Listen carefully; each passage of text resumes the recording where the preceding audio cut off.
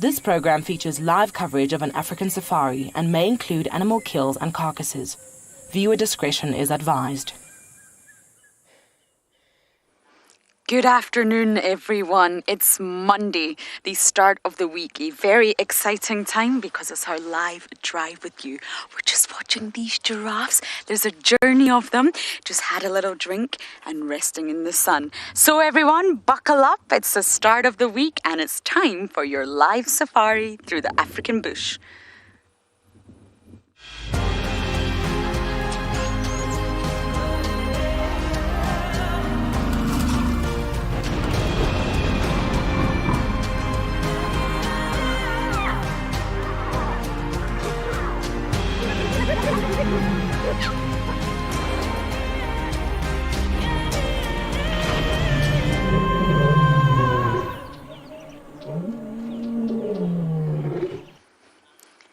Welcome to Djuma Game Reserve, everyone. It's a very hot day, 26 degrees Celsius and 79 degrees Fahrenheit. So for winter, it's very, very hot for all of us. The giraffes and myself, my name is Lauren, and BK, who's my cameraman today. So they just had a little drink at the water hole, but for a giraffe, it makes them very, very nervous because they're vulnerable to predators. This is a journey. There's 4 of them, and there's actually 5 of us coming from 5 different locations all across South Africa today, but you have 6 safari vehicles. So hopefully today is going to be really, really exciting. Who knows what we will see? But before I forget, please do talk to us. Send in your comments and questions using the hashtag WildEarth on Twitter or at FC on the YouTube chat stream and on Twitch. So we look forward to hearing from you very much. The giraffes are all around for the delicious knobthorn flowers, which I shall point out to you later. That's their favourite. Tom, we are in Djuma Game Reserves, but soon you're going to see other people in different parts of South Africa. But we are on the western fringes of the Greater Kruger National Park in South Africa. We're in an area called the Sabi Sands, and it's the northern Sabi Sands. We're very lucky here for all the wild animals that we're able to see. I think I'm just going to reposition slightly so we can see these giraffes, but also give them plenty of room. Hopefully we can get a better view soon.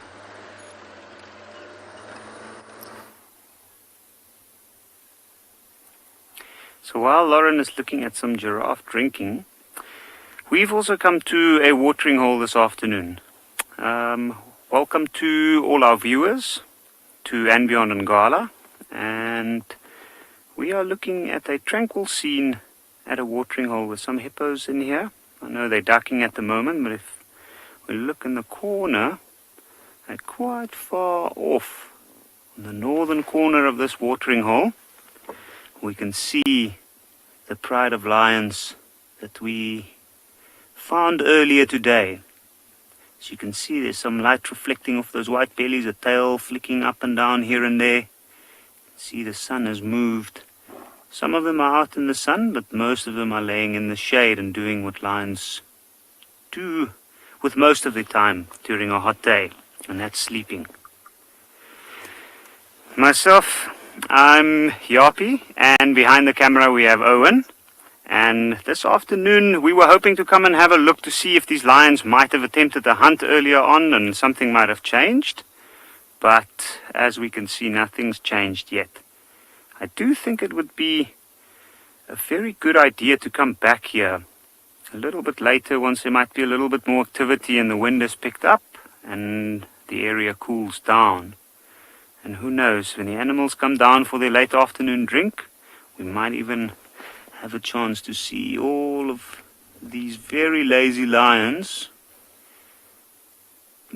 be a little bit more active than they are at the moment.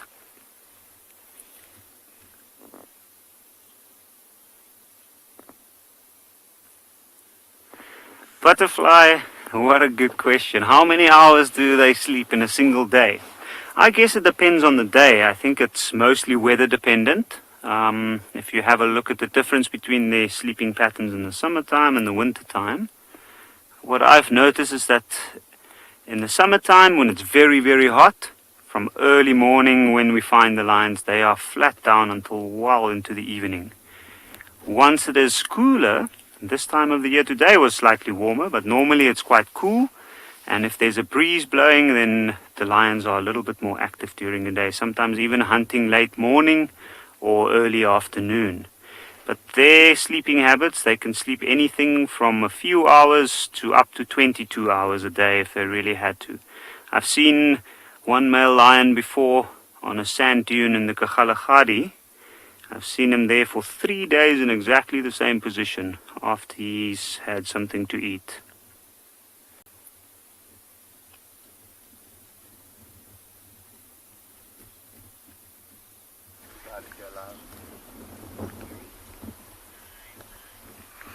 Hello and a very warm welcome to andBeyond Phinda Private Game Reserve. My name is Damon, and behind the camera this afternoon we've got Craig, and we've come out this afternoon into the southern parts of the reserve in search of lions and rhinos, and somewhere up on that rocky mountain behind me you might just be able to catch a glimpse of the ear of a lioness. So we'll just let Craig zoom in there.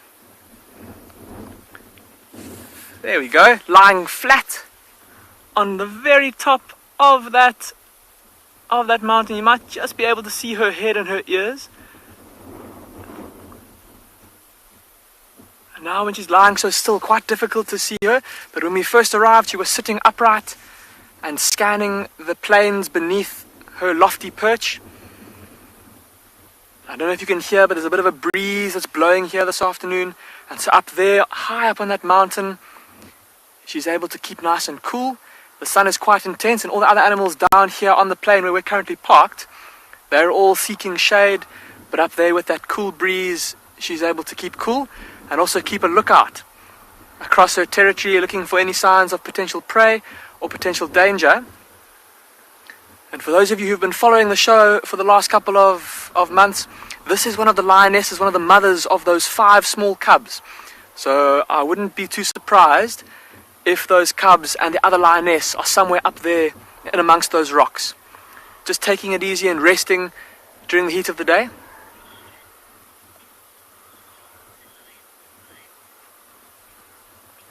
Nikki, you're asking how long a lion can survive without eating. Nikki, probably about maybe 2 weeks, maybe even a little bit more.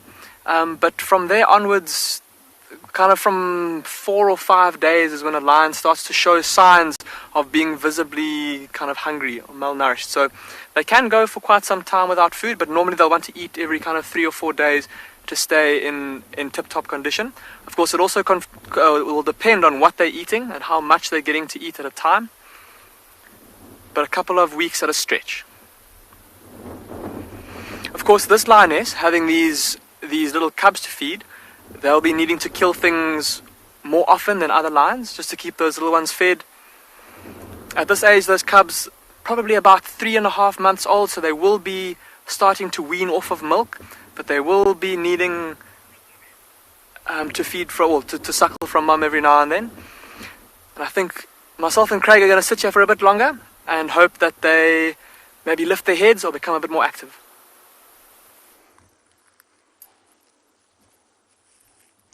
Well, we've came to one of my favourite pans here, and I just want to point something out on this incredible tree before I fall in the water. Look at all these weaver nests. Now they're completely empty now, they're no longer active. They were made in summer, and winter is basically the time for them to completely just fall apart. And well, it all starts again next summer. I found one. I'm going to give it back to you and show you all, but I just wanted to point out this water body. So still a lot of water for winter. And you can see the algae. I wonder if this could go wrong.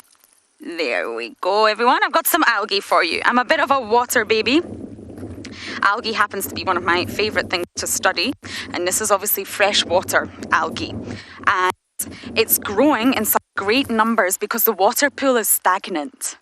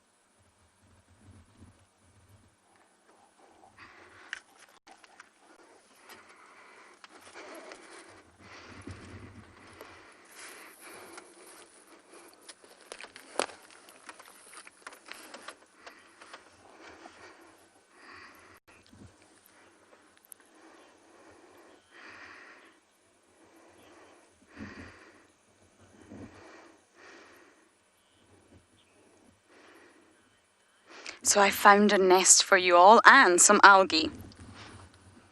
Love this smell. I'm going to explain why it's grown in just a moment. I want to show you that.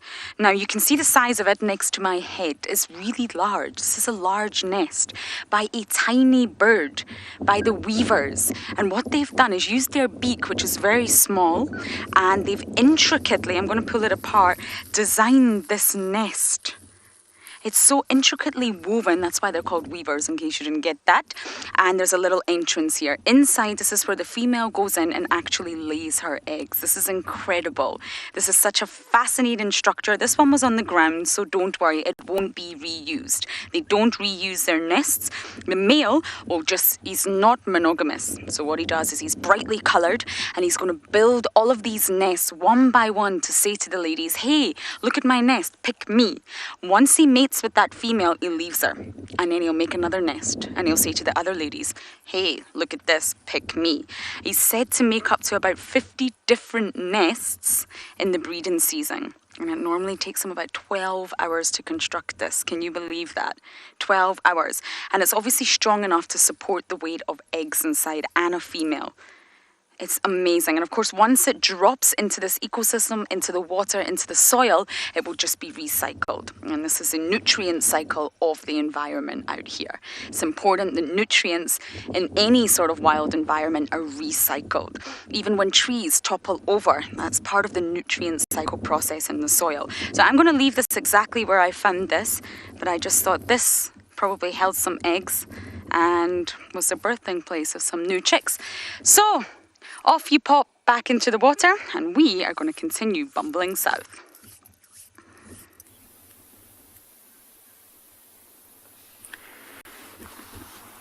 So we're back on the edge of this watering hole, and we've just seen a couple of these lines get up and reposition.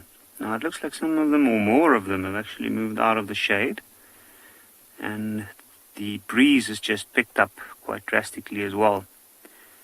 Now I know they're quite far off, and a little bit later this afternoon we might move over to get a closer view of where those lions are. You can just see some ears flicking and a tail flicking. I'm sure by now laying so close to each other on such a hot day, they must have a little bit of a smell coming off them. And the flies are attracted to that, and that in turn bothers them to the point where they want to get rid of them by flicking their ears. Now this watering hole where we are, and I know even though they're laying with their backs towards it and they don't seem too concerned, this is the perfect area to set up an ambush for a hunt. It's a large watering hole. If you look at the ripples on the water, you can see the direction that the wind is coming from, which is off to our east. And those lions are laying on the northwestern corner, which means that anything that comes from the eastern side to come and have a drink will be unaware of them. Now they do have quite a bit of distance to cover if they want to attempt a hunt later on, and they're going to have to do that as quickly as possible in order to stand a real chance. But at the moment it's still very hot, and the animals in the nearby clearings, which we won't be able to see from here, might start to make their way down once it cools down even more.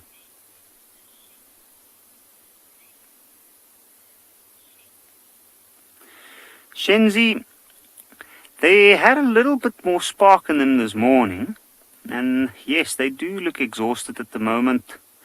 I think it's only because it's so hot and they are animals covered in fur. And they have been moving a lot during the night time. They probably tried to hunt. They probably moved a far distance from where we saw them yesterday. We're not sure exactly where they roamed during the night, since their tracks moved off the reserve and then back on this morning. But I'm sure they've covered quite a bit of distance, and a lot of movement made them come lay down here to reserve their energy for the nighttime.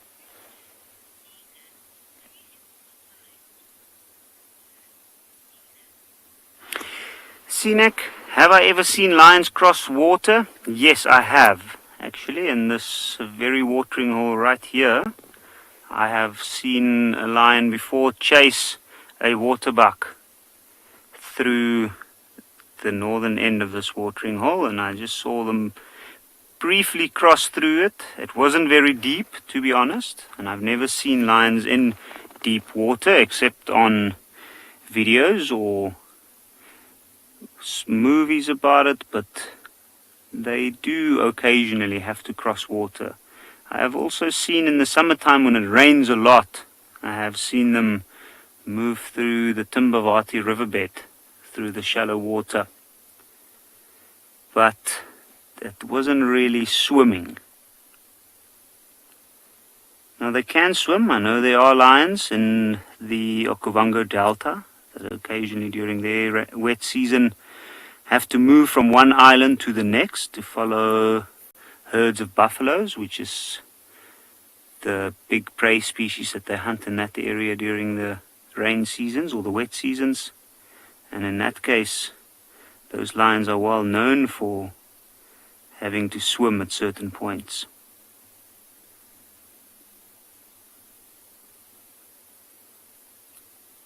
But it's incredible to think that with the scene that we're witnessing now, where they just flat down, almost no movement.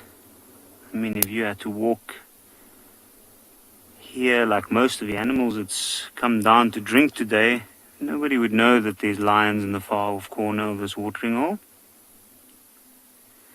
But it's amazing to think that once they do get active, they exert massive amounts of energy. Some lions, some of these lionesses in this pride is well known for being very large and very strong, and therefore to run and to take down large prey animals, they pretty much use every ounce of energy that they have.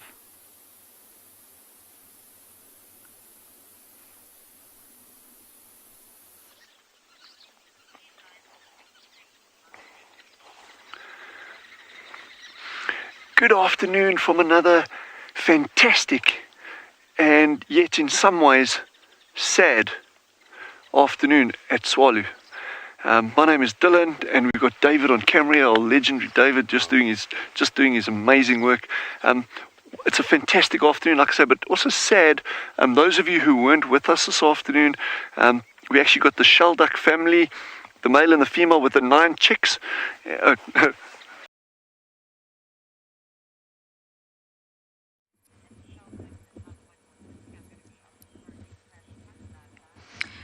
Sorry about that, everyone. You're back with us, and luckily we are admiring these warthogs with their warty piglets.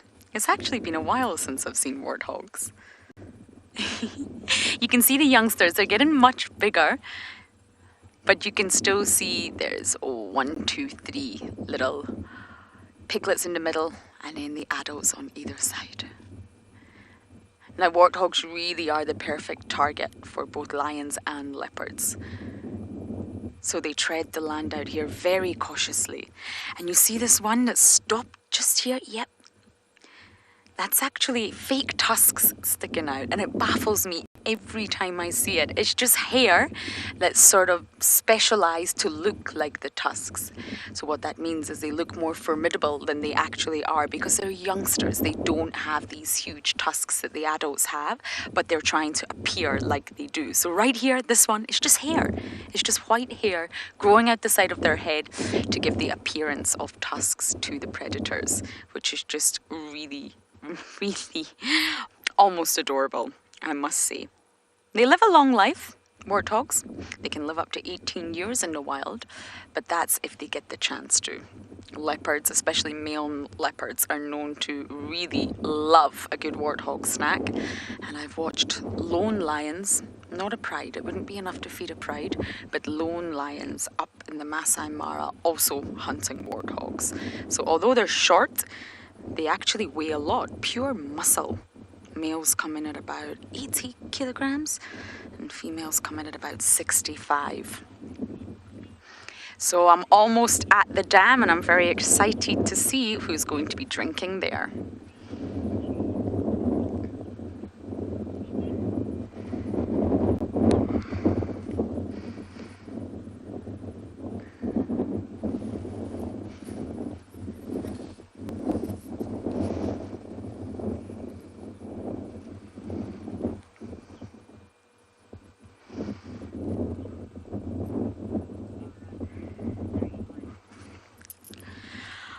Okay, everybody, we are going to take a nice jolly bumble down to the dam. I still have a lovely clump of algae on my gar. I will get to that in just a moment, but I want to head down to the dam and see if anybody is there. If not, at least we hopefully we'll get lucky with some hungry hippos.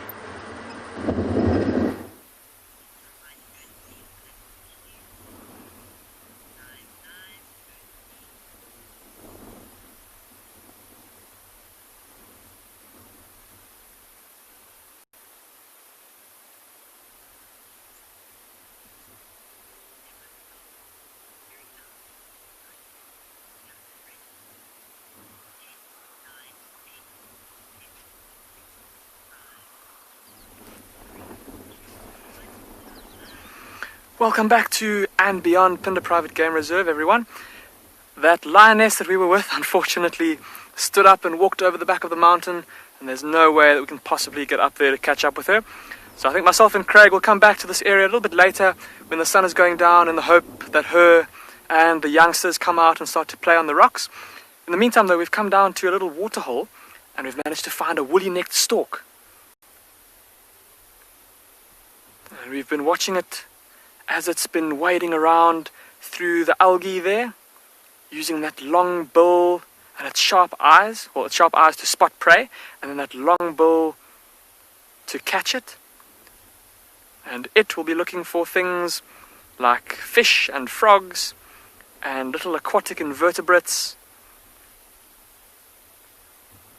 Or don't have to necessarily be aquatic, even in that long, see that long grass behind it there? That lovely long and lush green grass. There could be things like grasshoppers and different kinds of herbivorous insects, and that's exactly what this stork will be looking to try and catch. For the time being, standing very still. Of course, when it stands still like that, it enables it, gives it the chance to scan for any prey. Sassy Cassie, you're asking what kind of fish might be in this waterhole. Sassy Cassie, there could be, I don't think in this waterhole that there'll be any particularly large fish, but things like tilapia and maybe even some small catfish. And catfish, of course, being able to, when it rains, being able to wiggle out of waterholes and actually use kind of runoff to move between waterholes.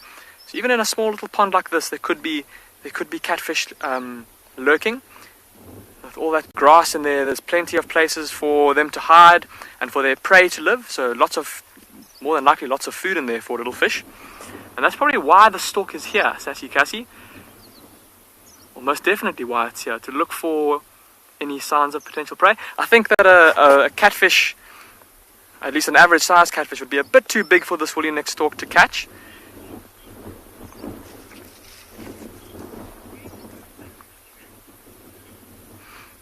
And I think myself and Craig are going to spend a bit of time here and hopefully watch it catch something.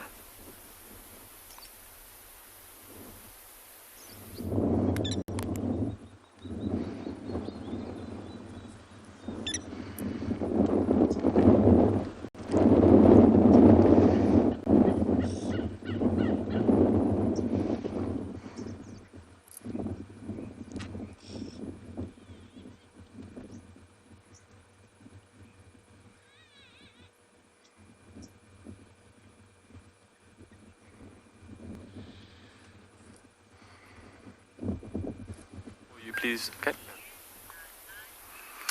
Terribly sorry for that, everybody. I believe there's a bit of technical issues. Of course, being out here in the African wilderness, you can't always be in complete control of the technical side of things. I suppose that's part of the fun and part of the challenge of bringing you a live safari from the wilderness. We're still with the stork, and we've been watching it now, myself and Craig, as it's been probing into that algae with its bill. Look at now how it's pecking there into the algae and in between the reeds. It might be able to feel its prey as it does that. I don't imagine it would be able to see too well in between the bits of algae there. But no doubt lots of different aquatic invertebrates that will be hiding in there, trying to shelter. Bubbles, you're asking an interesting question. You're asking how storks will cool down. Bubbles, different stalks will have different means of cooling down. So a woolly necked stalk doesn't necessarily, well, I suppose it will be able to open its wings and get some cool air blowing into its wings and onto the veins and skin on the inside of its wings. And even just walking in the water there, Bubbles, it's of course got that bare skin on its legs, or the bare scales on its legs, that will help it to regulate its temperature. But what I was going to get to, Bubbles, is that some kinds of stalks, like a stalk called a marabou stalk, does something quite disgusting. I don't know if you've ever heard about it, but it will defecate on its own legs. And what that does is that it helps to cool the stalk down by evaporative cooling. So that wet kind of feces, if you will, that runs down the legs, then cools and dries and helps to cool the stalk down by evaporation. This stalk, though, luckily, doesn't do that.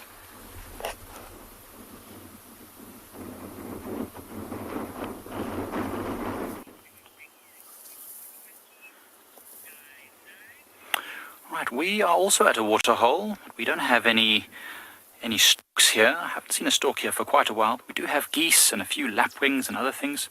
It's just a lovely afternoon. We've actually come here hoping for some big cats. Hi, my name is Mike. Behind the camera we've got Gert, and you're joining us here at Eco Training's Pridelands Conservancy.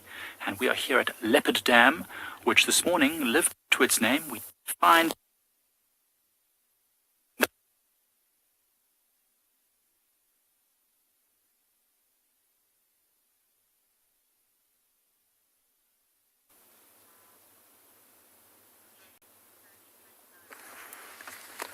Right, hello everybody.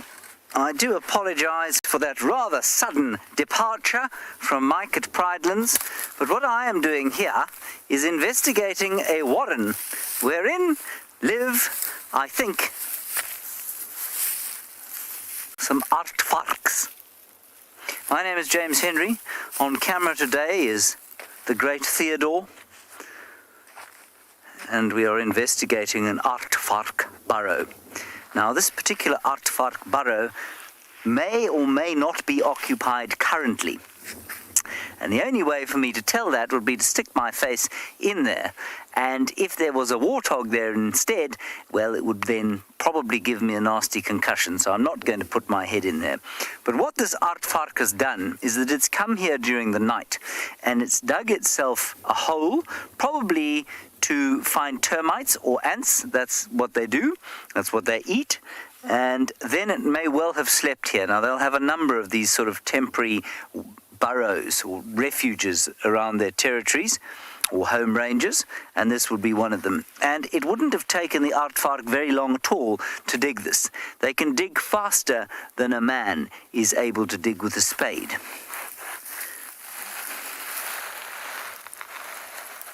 We also don't want a black mamba to come herring out, do we? Might be quite nice for you, not so nice for me.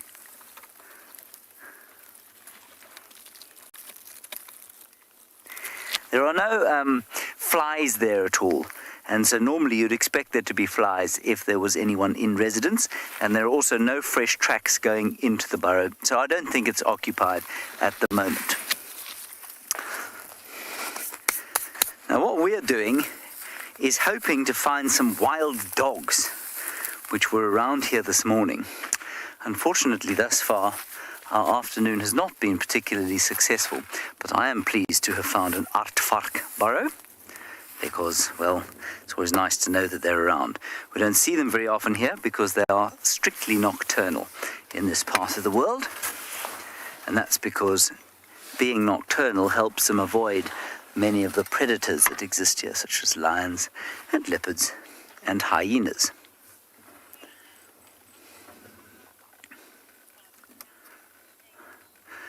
Taylor, remember that when you ask about what the most common animal is, what you're asking is me to include a list of all the animals, and animals include all the insects and the spiders and that sort of thing. So it would probably be, I would say, a species of termite, maybe the fungus-growing termite, Macrotermes natalensis. That's probably the most numerous animal out here.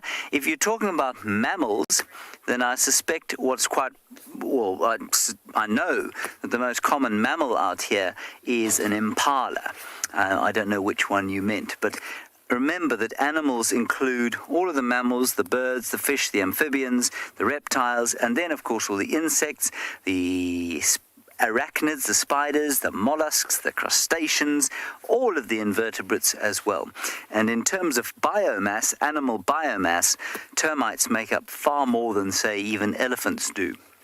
There are just millions and millions of them under the ground working really hard to keep the ecosystem in the state that it is.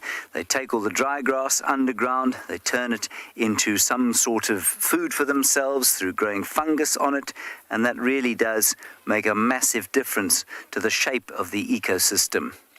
So we're going to head off and see if we can find ourselves some wild dogs.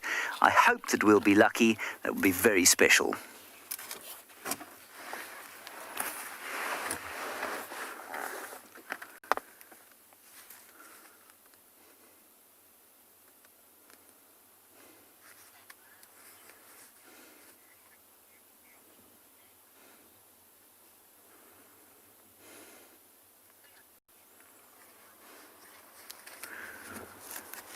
Righty, now, what we're going to try and do is just move down there. I know Aubrey's also in this block. Aubrey's a guide, of course, from Djuma. Aubrey, do you copy, Aubrey?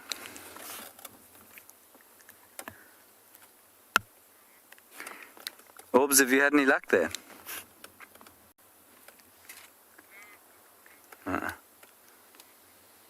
Nothing.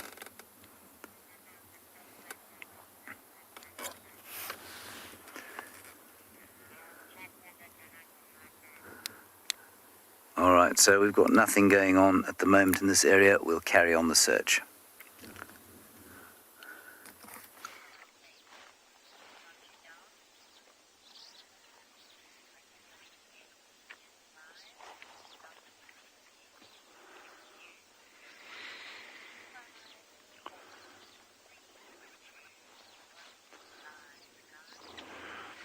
So what I was saying earlier is it's very sad. There's two of these little ducklings that are missing, but the others seem to be fit, fat and healthy, and they're out foraging. There is actually one sleeping on the bank at the moment with the adults, but these little guys that we focus on here seem to be doing really, really well and are very, very actively feeding. So, and we actually found the body of the one little duckling, and the other one's completely gone, so I'm assuming it was a predation event. We went well below zero here last night. Our vehicles were covered in ice this morning, and what we had been seeing over the past about the past week is that whenever it was very, very cold, all these little ones huddle underneath the mom, but as they're getting larger and larger and larger, there's actually less and less space for them to be sitting under the mother. Got a slender mongoose here on the right, guys. We've got a slender mongoose that's coming in.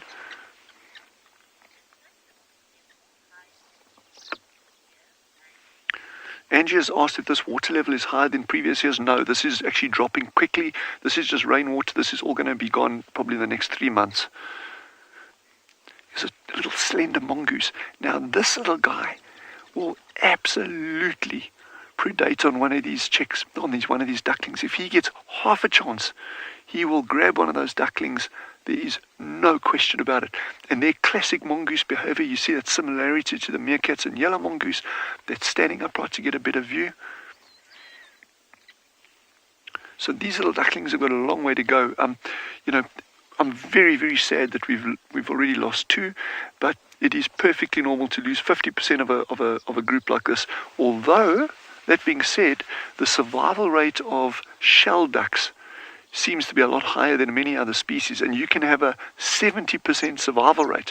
So we're actually on that mark now, between 6 and 7 out of the 9. I would be quite happy to say, okay, hopefully now they should be okay. I'm going to take a flying guess and I think we're going to lose one more chick before the whole thing's settled. But I don't want to jinx it just yet. But it's still so exciting to be able to follow these little ducklings from the time they've emerged from the burrow and arrived at the dam about a week and a half ago, 2 weeks ago. Yeah, give or take, to now. Very, very observant, Luke. Luke has said the ducklings are getting so big. Absolutely, they're growing so fast. I mean, and that I think may have been what the problem was last night or over the past couple of days with the super, super cold weather that we had in the evenings, is that there's not enough space under that mother for them all to huddle there. I don't know. That's an absolute thumbsuck. I've got nothing to base it on, because there were only 9 chicks here. They can have up to 16 goslings or ducklings at a time, and there's enough space for all of them. So I don't think that was a problem. But the fact that we found one lying on the edge of the water this morning, very fresh, it seemed to have died last night. I'm pretty certain that was exposure that it succumbed to. But yeah, so we're actually sitting in this little hollow again. Those of you who haven't noticed it, we're actually sitting in our little blind at the water again. And yeah, so we're not driving around this afternoon. We're just going to stick it out and hopefully we'll get some. We've already got some kudu. There's a kudu that's coming down there. We've got the ducks. There's lots of bird life. There's a mongoose. So I think we're on the money here this afternoon. And it's just exciting, even if we don't see anything what people traditionally want to see, And happy World Lion Day, by the way. For those of our colleagues that are looking for lions, I hope they find them. Good luck. Look, happy Lion Prey Day today.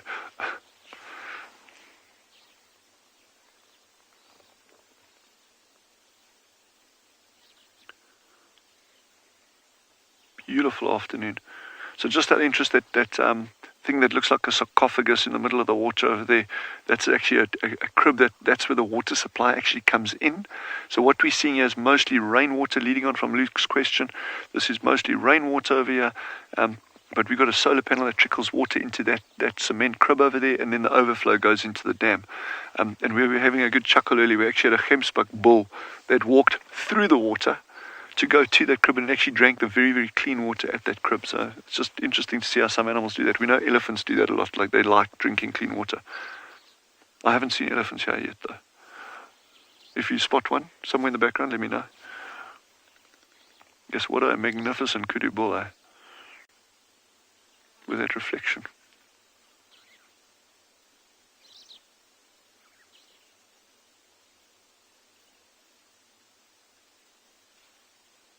Beautiful animals. There was reports of a number of spotted hyena around this area this morning. So I'm actually, one reason why I'm sitting is I'm actually hoping that we'll get something like spotties arriving at the water later. It'll be a long shot, but you never know.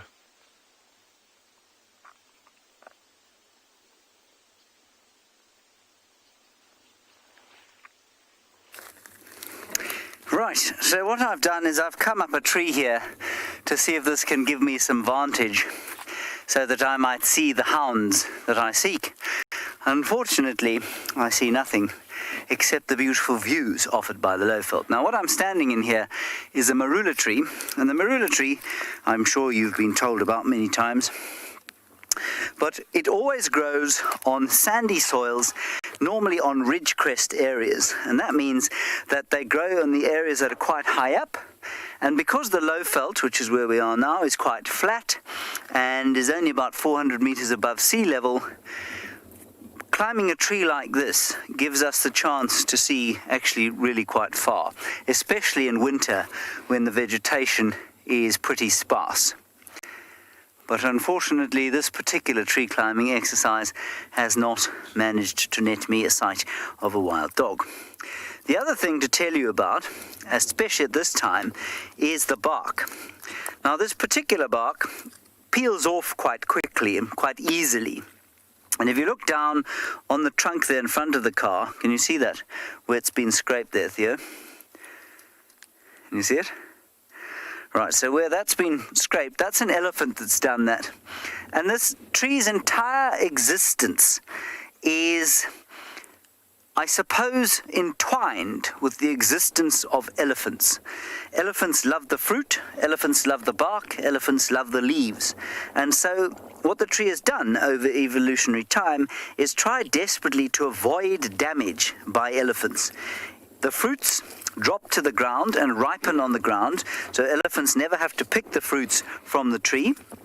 And then the bark comes off in these flakes, which means that although elephants do ring bark these trees sometimes, it offers some sort of protection against ring barking. And ring barking is when an animal takes a concentric ring of bark off the trunk of a tree, and that will cause it to die. So something like a knobthorn tree doesn't have this sort of bark, and lots of knobthorns get ring-barked, and elephants tear great big strips of bark off them. Okay, I'm now going to try and climb out of this tree and not kill myself.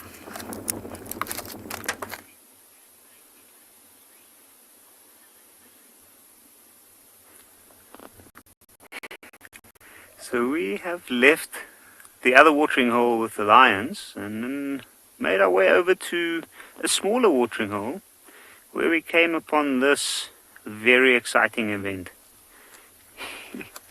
And it looks like there's a young elephant enjoying himself in the water, cooling down, but also struggling to get out.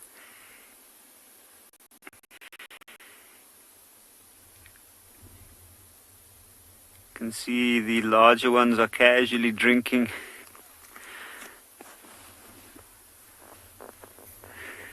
For the little one, it's a very, very eventful event. Possibility of meeting other elephants at the watering hole's edge, which has actually happened. There's an elephant that looked like it might not have been part of this herd that came over. If you look right behind that large part of the elephant herd, there's an embankment there. And it came over from that side. There was lots of noise, lots of excitement, and then the large elephant on the right hand side of this group pushed that elephant to move off. You can see all of them are huddled together, and in the middle of them, if you look very carefully, there's a number of young elephants. Now you'll notice they're also throwing some mud on them to cool down.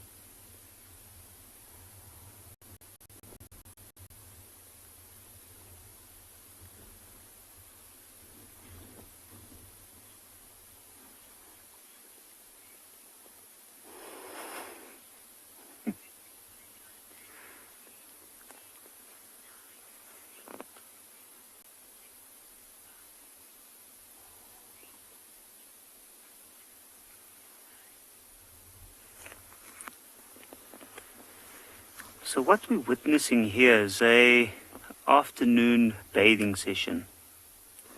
Although there was a cool wind blowing today, the sun was quite harsh and it was quite warm.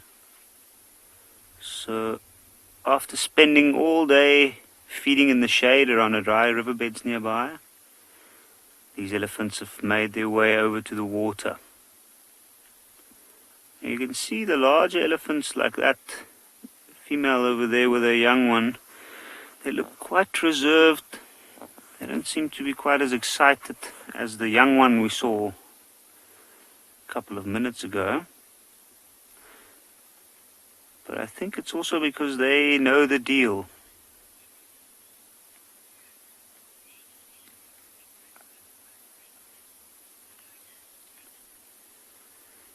Fiona, that is an interesting question.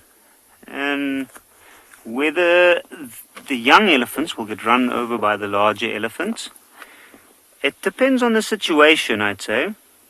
I have seen in the past where the pressure for water is immense and there's very, very little water left.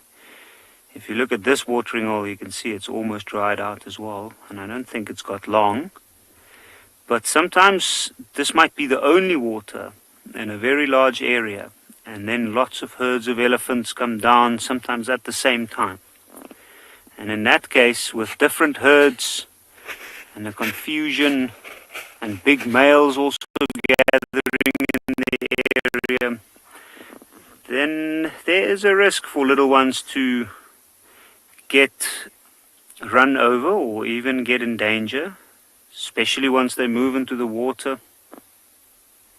In this case, this water is quite shallow, so I don't think they really have in this particular area. You can see those larger elephants are standing close by, almost encircling the younger ones.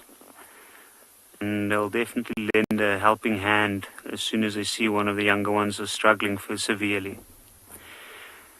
But you can see they're really digging into that mud pool there and utilizing it to its full potential.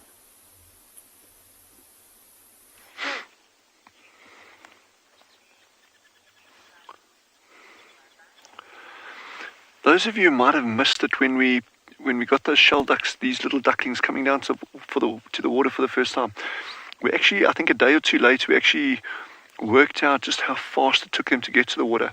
Because the adults left, we were here, we filmed them leaving, and then David got them arriving back with the chicks. So the nest was exactly 800 meters away from this dam, literally to the meter, to the center of the dam, to where the nest was 800 meters. And we actually worked out that they were walking at, you can work out at 4.75 minutes per 100 meters, or 35 centimeters per second is what they were cruising at. That's what those little ducklings were going on there. Now that's probably not wholly accurate because that's working on a straight line distance.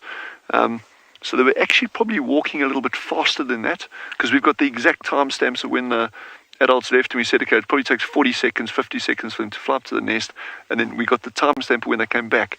Pretty cool.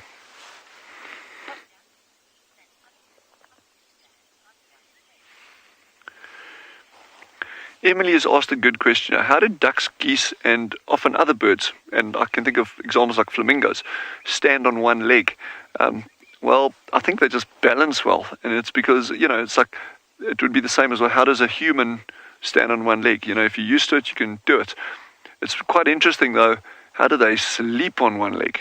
In other words, if you a person is conscious and you can make a decision, okay, I'm going to balance on one leg, and some people are really good at it, others like myself are totally useless at it. I can barely walk upright. But and then you get a duck or a flamingo that'll actually put its head and tuck its head next to its wing and just go to sleep on one leg. Now I find that pretty cool. How they do that, I'm not entirely sure. And also, the thing that interests me there is the evolutionary side of it. Well, why stand on one leg as opposed to one just not stand on two legs?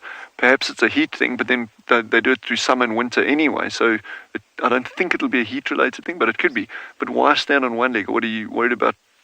A foot getting tickled or so? I don't know, but it's a good question.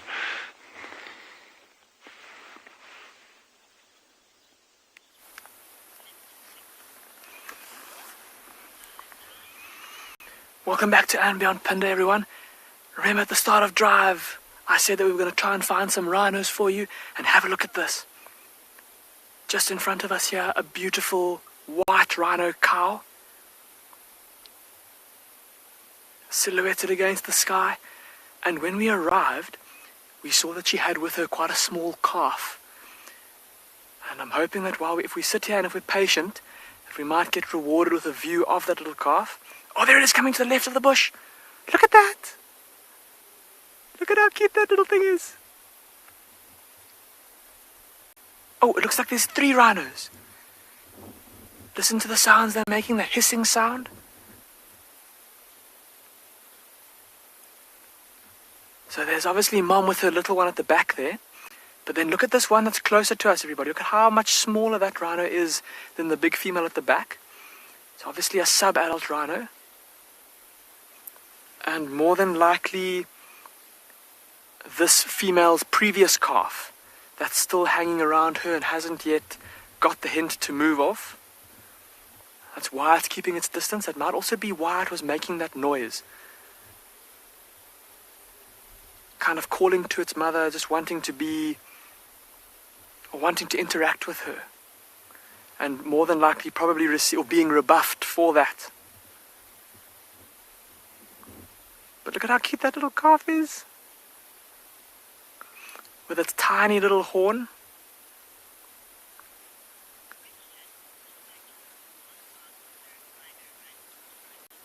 Striped horse, you're asking how fast a rhino can run. Striped horse for a white rhino, probably about 40 kilometers an hour, somewhere around there. So a little less than 30 miles per hour, which is plenty fast for an animal that size.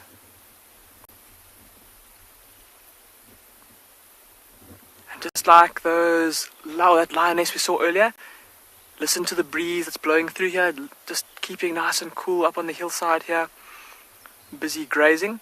And with this time of the day, with the sun slowly starting to set to the west of us, often rhinos at this time of year will go to drink. And perhaps that's where these rhinos are off to go look for some water.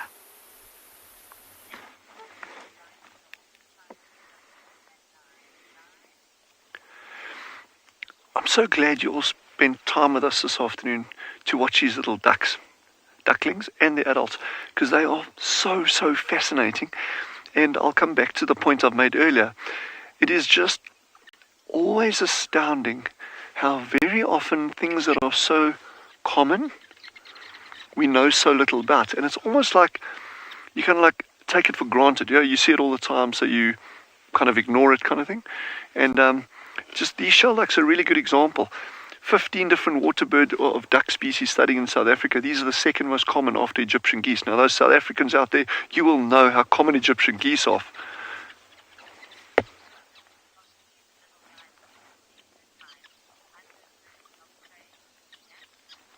Dina has asked, is there a risk of these little ducklings being predated by birds of prey?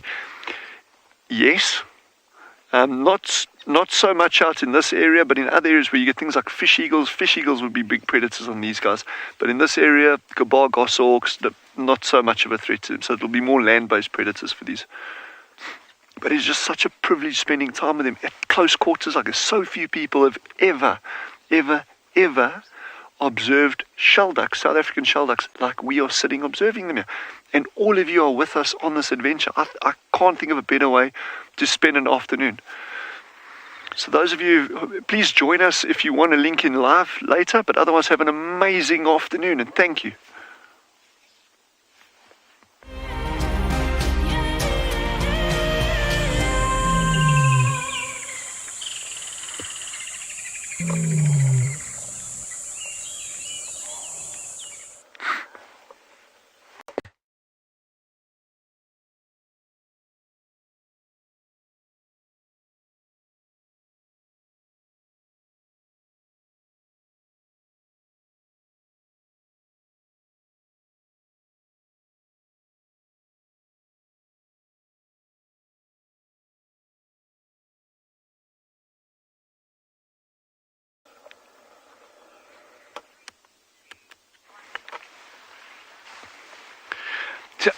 Okay, I need 1 minute. Okay, actually 2 minutes, if you don't mind. While we're on the shell ducks, I think this is just focus on the shell ducks. I'm just going to talk. Okay, just appreciate this.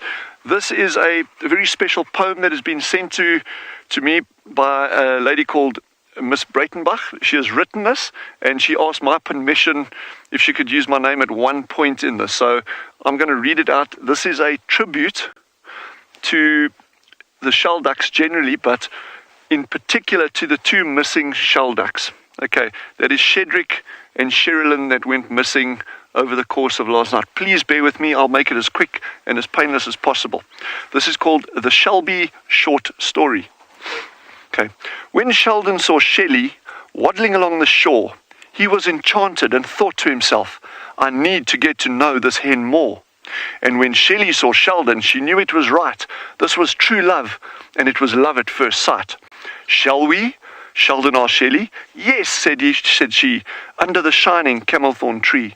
And so they huffed and puffed until the sun went down. Lower and lower it set, while their two hearts met.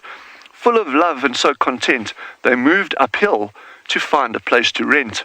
Through the furrow and into a burrow, she waddled and wheezed and struggled and squeezed to lie and rest in a warm, hollow nest. Furnished with down, there was no warmer in town.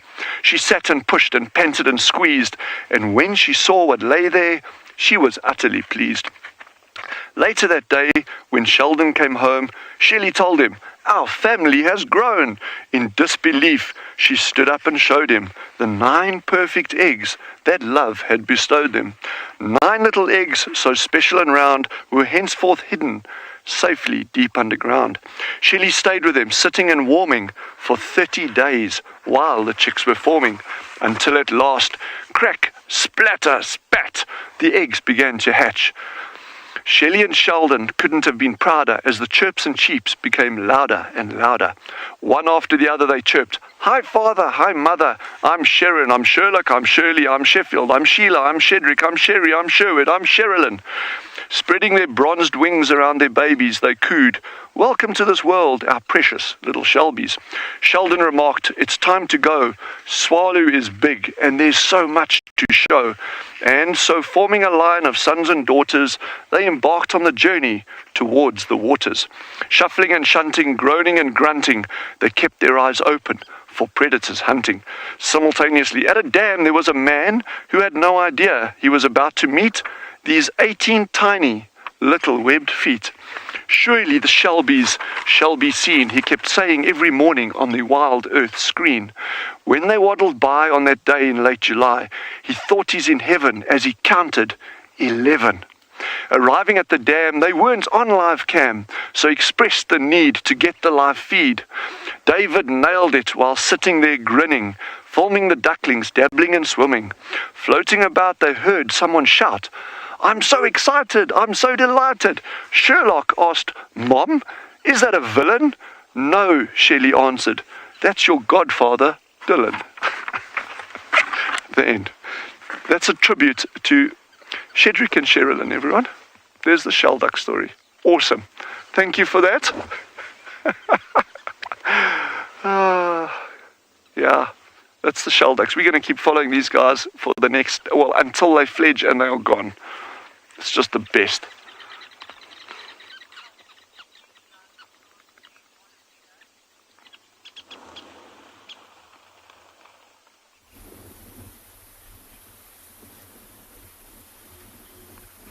My goodness me, what a poem that was.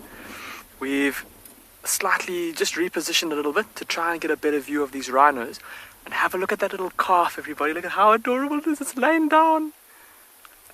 It's lying on its side, with Mum standing over it, just to the left of it. No doubt it's been walking quite a bit today with its mother, with the bush being as dry as it is.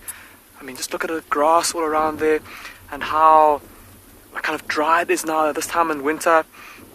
And so they're probably going to have to walk around quite a bit to find enough food to eat and enough water to drink. And so I'm sure that little calf has covered a lot of ground already with its mother. And that's now why it's taking a bit of time to relax and rest.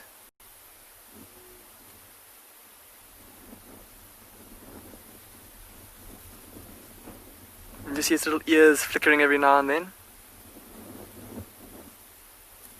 Just minimum movement.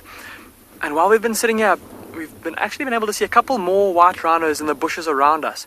So there's obviously quite a few rhinos in this area, and perhaps, like I said, with the bush being dry and this time of year being in winter, when often the grasses are not as nutritious as they are in summertime, and the grazing animals will move around looking for the best available food, and so this must be a particularly good patch of grazing here. Have a look just to the left of this rhino cow. Look at all the big green guarri bushes, and we've spoken about this quite often, how thickets can often kind of shelter the grasses a little bit, maybe even trap a bit of moisture, a bit of morning dew in the morning, and just to help the grass grow a little bit better or keep it nutritious for longer. And that's maybe why these rhinos have been attracted to this particular area.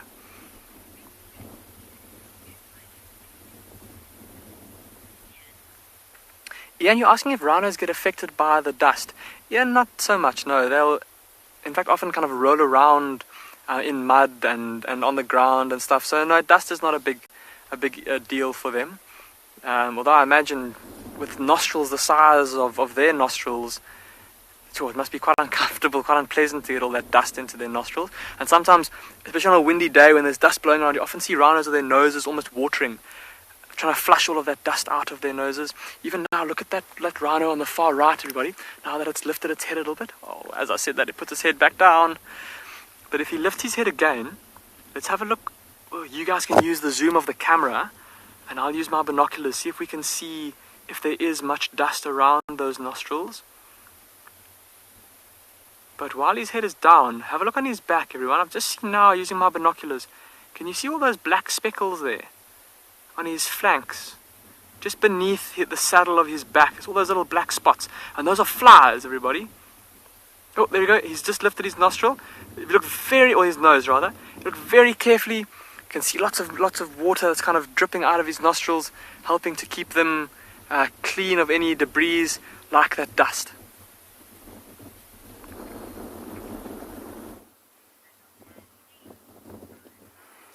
This is a very beautiful dove because of its emerald-coloured feathers.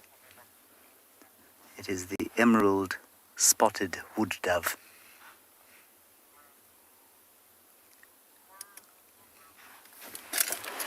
Very beautiful indeed. My name is James Hendry. We've got Theo on camera. Let us go back to our beautiful bird. Lovely to have you all with us. You may talk to us, of course, should the fancy take you. I think Dylan's probably told you that, but I'll tell you again, using the hashtag WildEarth on the tweet or the chat streams on YouTube and Twitch. Or kids' questions at wildearth.tv if you happen to be a kid.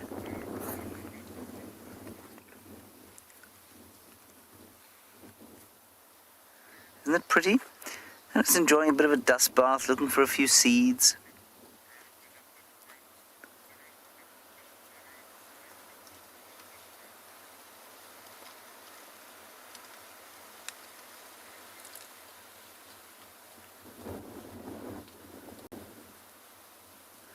Unfortunately, our wild dog search has come to naught at this stage, but we'll keep looking around.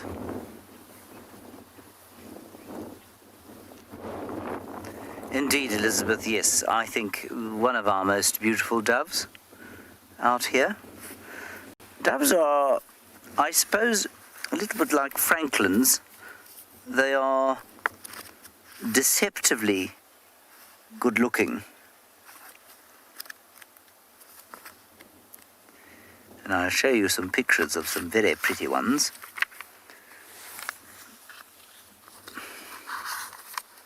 So there are the sort of blandish, bog average, mourning dove, red-eyed dove, Cape turtle dove, all got beautiful calls. And then we get into the pretty ones. There is the Namakwa dove there. And that's got little sort of purple spots in the same place that the emerald spotted's got emerald spots. And then these magnificent things, the tambourine dove, the African green pigeon, all from the same family, the cinnamon dove with its lovely little bits of green there, and the rock or speckled pigeon. I think they're very, very delightful looking creatures. And then this very unusual fellow, the blue spotted wood dove, which is of course distinct from the emerald spotted wood dove.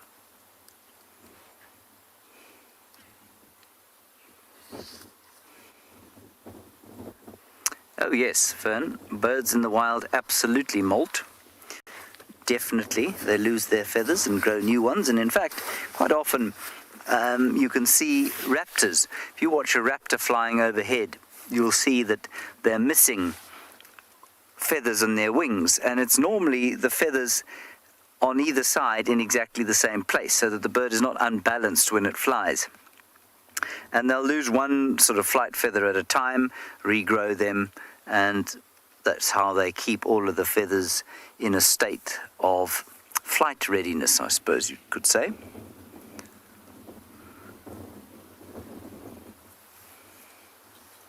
It's most obvious on the raptors when they're flying overhead. You can often see gaps in the wings.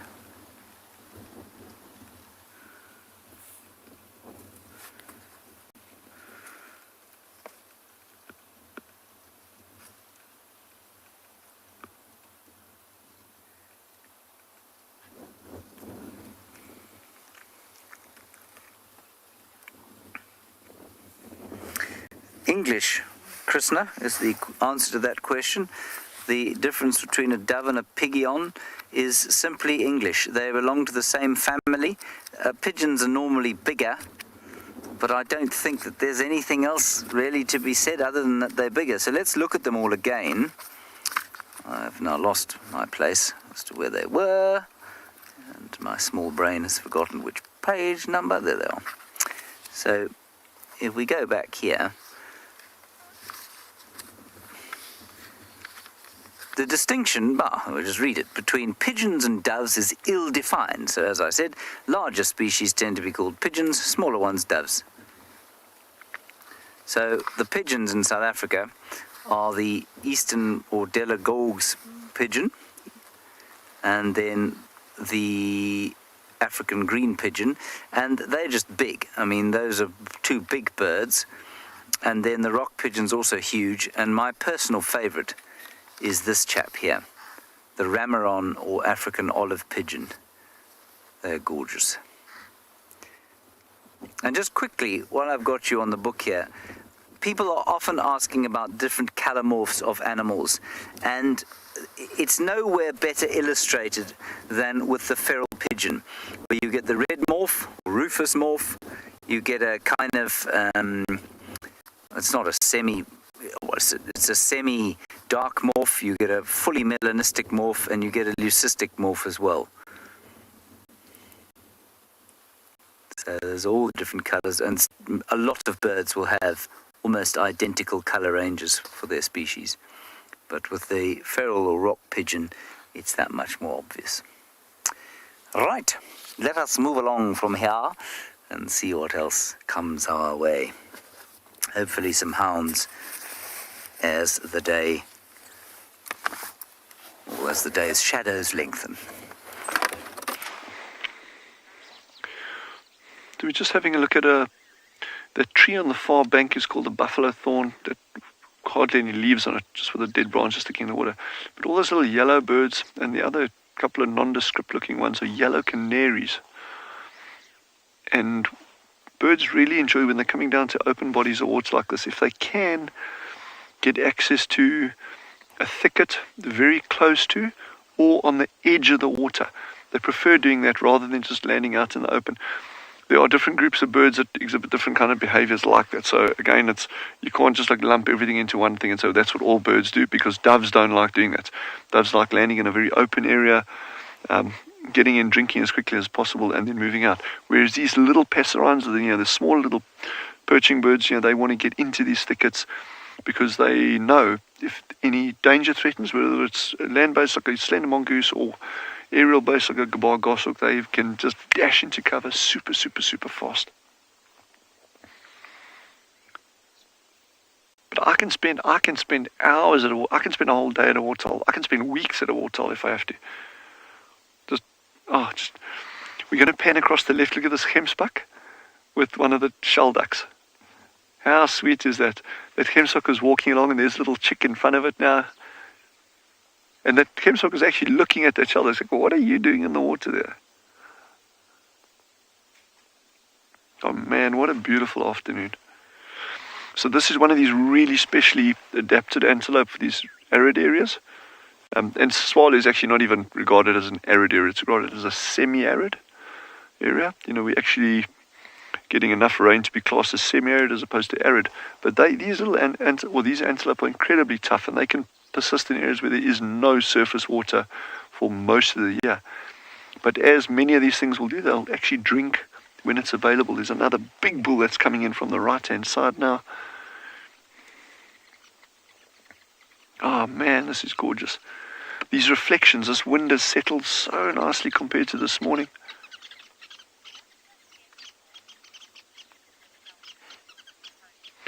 Toby has asked, and it's an interesting question there. Toby has asked, would a gemsbuck eat a shell duck? Okay, no, it won't. It's very unlikely. But why I think it's a really interesting question. If you have a look at what I've got over here, somewhere here, I have got it, I promise you. Just give me some time, I'll get it out. I've got it here. Here we go. Look what I've got over here. Okay, and this is why, Toby, for those of you who want to think it's a silly question, it's not a silly question, it's a very good question, Toby. This is the skull of a grey duiker. Okay, I have no idea how it got killed, but you get a lot of animals that exhibit what they call osteophagy, which means bone eating, or they'll eat bones, they'll actually pick them up and they'll chew on them for calcium.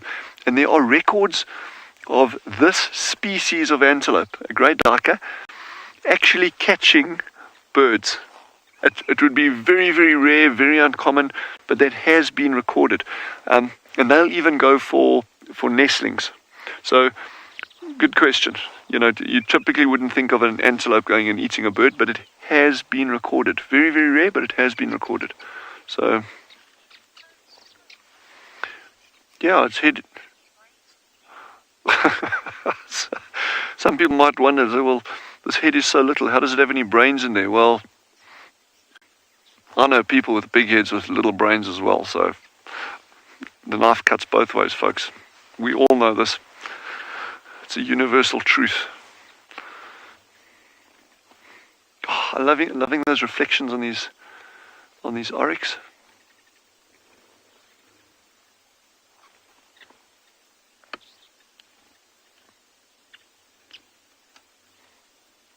What a magnificent afternoon. And there's even zebra. There's even mountain zebra here. Do you want to try to get them, David? Here's a challenge for David. Guys, look at that flat, straight above that starling on that flat part of the mountain, right on the very top. Okay, have a look at this, guys. So that gives you some. That's about 1.2, 1.3 kilometers away from where we're sitting there. It's not going to be an award-winning shot, so don't hold your breath, but there's a zebra. In fact, there's a couple of zebra sitting up there. I think they're actually more to your left. Yeah, they're more to the left, and they go, yeah, you go in the center there now, straight up there. There we go, on the top, right on the very top. Just a little bit to the left, it's like top left there. They go in, straight in the middle now. There. Yeah. There we go. so that's just absolutely out of fun, because it just shows, as we're sitting in this hole, you know, just scanning around, you can actually see all sorts of things. Yeah, we found Wally. Oh my word, it's a beautiful afternoon, and I'm so glad you're all there to share it with us. Yeah, zebra. There's a lot to learn about zebra. Maybe tonight some of you can actually sit down and open a book and learn about zebra. So these are Hartmann's mountain zebra. We actually have both species, or two. I don't want to say both. We have two species on Tswalu.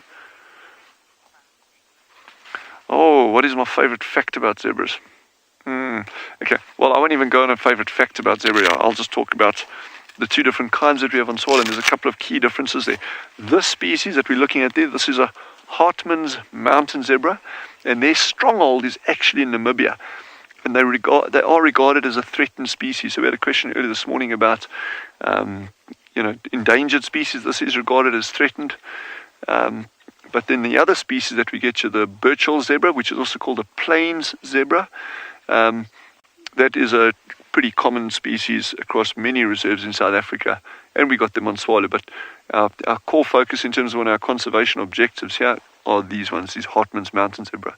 And their hooves are markedly smaller than a Birchall zebra. A Birchall zebra, imagine a kind of an average size horse. Those of you who enjoy horse riding, whereas these little guys, they're almost like pony size hooves, but they're actually the same weight, sometimes even heavier, the big stallions, even heavier than a Birchall zebra stallion. And yet they go up and down these hills like, it's incredible to watch them. Look at these gemsbuck. Remember we were talking about the gemsbuck walking through the water, or actually walking through the dam to get the clean water out the crib? Look at that. It's like there's one drinking on the bank. There's the other one that's actually said, no, I actually want the clean one. This one says he wants the single malt water, not the blend.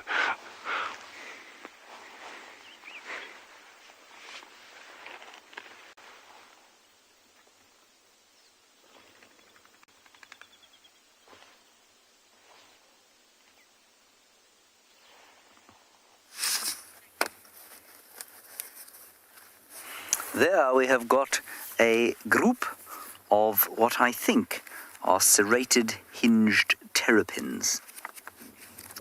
And they are all basking in the sun and very cleverly have got themselves on the northwestern side of a tree, which means that they are avoiding this rather unpleasant, cold southeast wind.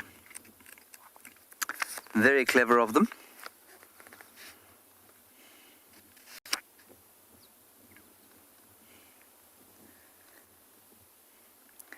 Now, in theory, the reason I say it's in theory, that these should be serrated hinged terrapins because they are the ones who are in the larger water bodies, often seen basking, and that's what we should have there. But you can tell the difference between a serrated hinged terrapin and a marsh terrapin by the serrations. So if we zoom in as far as you can, here, you see, I am not convinced. Well, the one on the far left is very large, but he doesn't appear to have too many serrations on his carapace, nor in fact do many of the others. The marsh terrapin should be a bit smaller as well. I think a lot of the time we get these things confused. So the marsh terrapin is supposed to live in drying pans, digs into soil to await rains, but it will also live in pans, flares and slow-moving rivers. Well, Moonbeam, yes, it is a herd of turtles. Strictly speaking, terrapins, but yes, you are correct.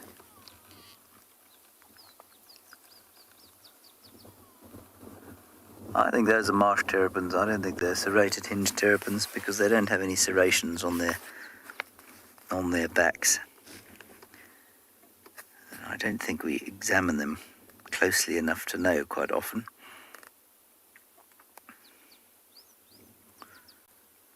Just check the size. 20 to 30 centimeters at maximum, and the serrated hinged is up to 45 centimeters. And I think the biggest ones there are about a foot long. That's 30 centimeters. I just don't see sufficient serrations there.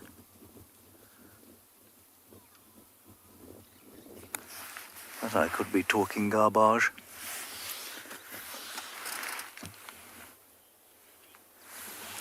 Hello, Zakes and Corsi. Remember, these are not turtles.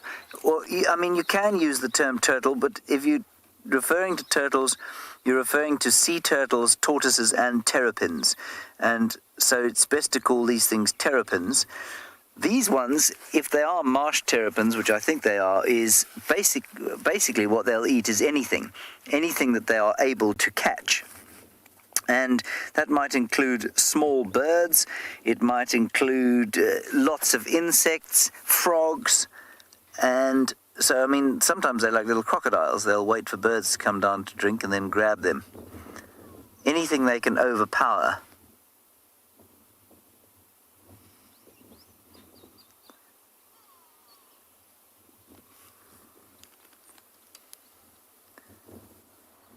Oh, it looks so nice and warm there and sheltered, doesn't it? Like a little pool party without the gin and tonic. Joy, you're wondering about Gregory. Everybody, we had a tortoise that lived in camp called Gregory. Gregory subsequently turned out to be Gregorina, a lady tortoise. And she was a Speaks Hinge tortoise. I say was because I haven't seen her for a long time. And I don't know, Joy, if she's still around the camp. She'd be in East Ovation right now, so we wouldn't expect to see her until the rain came out. But somebody put a drop of red nail polish on the back of her carapace. And that allows us to identify her when she comes into camp, if she comes into camp.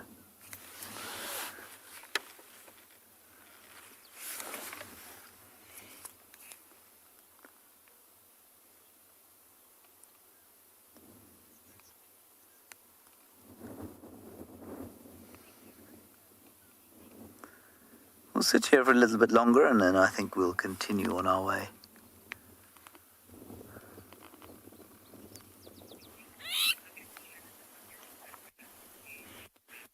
Look at this really, really handsome crowned lapwing. The light is just perfect. It's illuminating all of its different colors, and you can see why it's called a crown lapwing. Lapwing. It's just spectacular. Well, it's sitting very close to its nest, or standing very close to its nest. The nest that we've been watching over the last 2 weeks or so since we first put it. And it must not be long now until it hatches again. One hatch. I thought Claire was going to try to this whole camouflage. But yes, there's the eggies still hanging out there with us. Haven't really moved much. They shift around every now and again when the lapwing comes to keep them cozy. Still very well camouflaged. No signs of danger. Everything is happy days. So there should be about a month incubation on these things.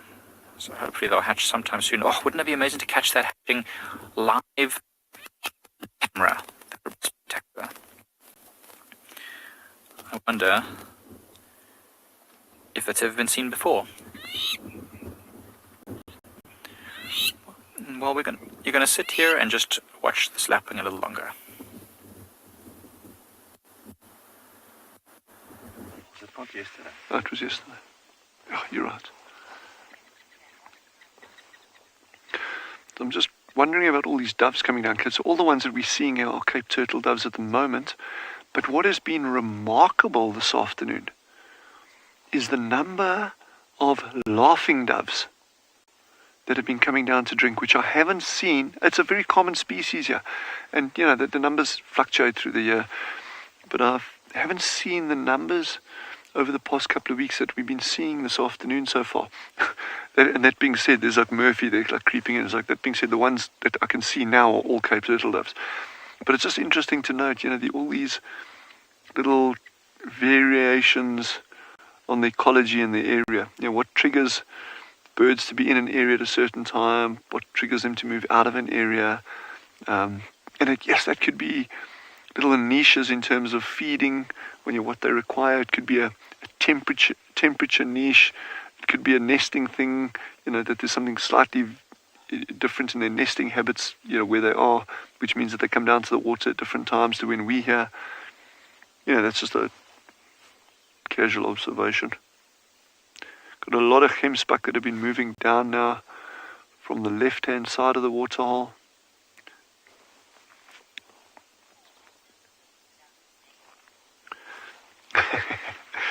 Tammy has asked, what call does this dove make? It goes,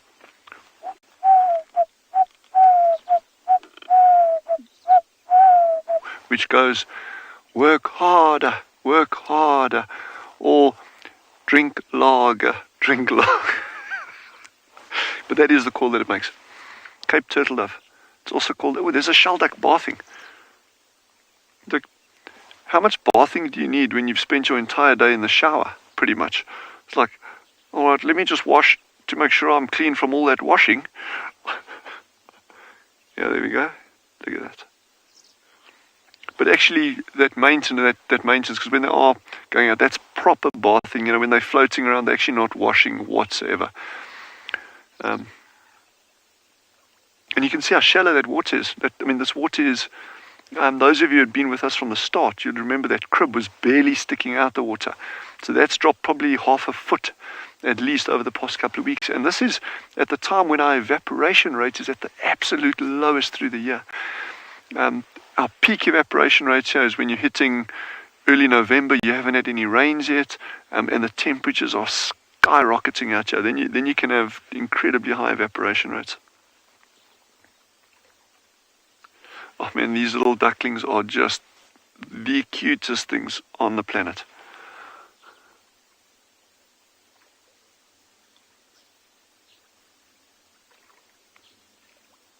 And it's probably too soft for the mic, but they actually make this beautiful splashing sound when they dive down.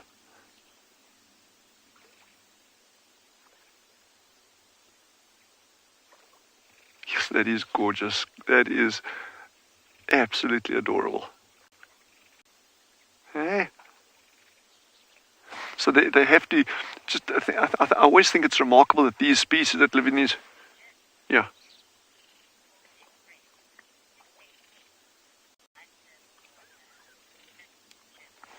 Miss Jen has asked, do they hold their breath when they stick their heads underwater? I would guess so. But they also, they're also underwater. I mean, you'd have to hold your breath, otherwise you'd be breathing underwater, which is going to be a little bit challenging, unless you've got gills. But they would have to hold it for such a brief period of time. And there are other birds that can spend a lot more time underwater. One of the very remarkable ones that I really enjoy, and I've only seen a handful of them, and definitely not at Tswalu, are dippers. And you get American dippers, and you get ones in Europe, and they've got this. They just run around foraging on rocks under the water, and I just love those birds. They're crazy cool. But these little guys, when they're dabbling like this, they're probably not going to be holding their breath for any substantial period of time. And in fact, when they mate, they sometimes mate on the water, and when they're mating, the male actually pushes the female's head underwater. I don't think it's deliberate. I think it's just like, yeah, that's just out of interest. Do not try that at home, folks. Or try it at home. Oh, this is beautiful. What an afternoon, eh? It's so good to be out here.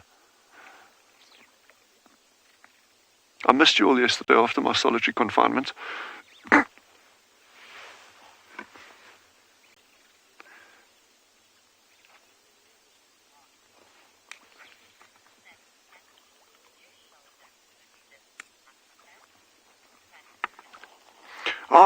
Sassy Kathy has asked a fun one. Do shell ducks only live in Africa? No. Okay, this species, yes, but you actually get one called oh my goodness, rusty shell duck? No, come on, man, I can't believe I've forgotten this. It's an easy one. Anyway, you get shell ducks in Asia as well. Oh, I can't believe I've forgotten this name. Help me out, viewers, please help me out. It's a ruddy shell duck. A ruddy shell duck. A rusty, I was the rusty one, not the shell duck. Yeah, it's called a ruddy shell duck. And they are in Asia. But they're beautiful birds, man. All ducks are pretty. All birds are pretty. All nature's pretty, actually. Except maybe a tapeworm.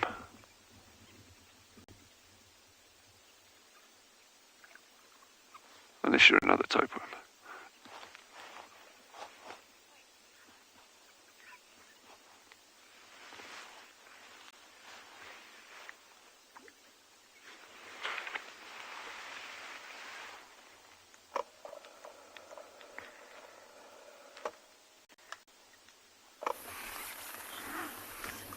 There's a fall coming. Hello and welcome back to andBeyond Phinda, everyone. We have left those rhinos. They disappeared off into some dense quarry thickets. So we've continued driving through the open plains here, and we've managed to find a beautiful herd of wildebeest and zebra, all grazing together. The zebra now arriving from the right.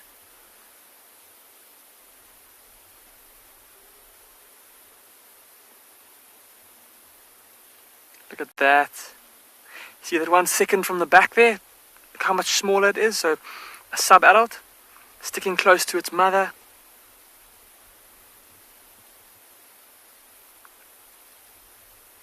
Oh, that one defecating.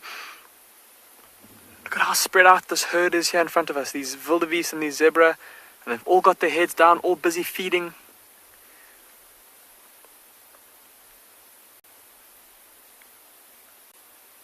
The zebra all moving in single file.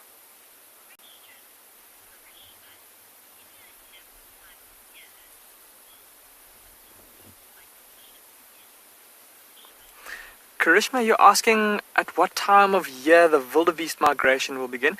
Karishma, I'm assuming you mean the one that's up in East Africa. Karishma, up there in the Masai Mara and the Serengeti, the migration is pretty much going on all year round. It just depends in which direction it's going. So at this time of year, Karishma, those wildebeest would be in the Masai Mara, and they'll be there for for the next couple of months, if I'm not mistaken. But it's ongoing. It's like a big cycle. The wildebeest move in a big circle down here in this part of the world, records suggest that there used to be massive wildebeest migrations across South Africa. Unfortunately, though, with development that's taken place and with the extermination of wildlife that happened particularly in this area in the early 1900s, those kind of mass movements don't happen anymore, unfortunately.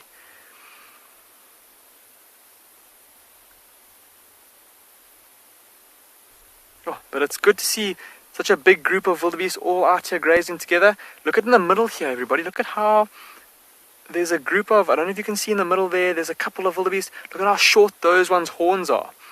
So those would have been the young of last year, the calves that were born in kind of November, December of last year.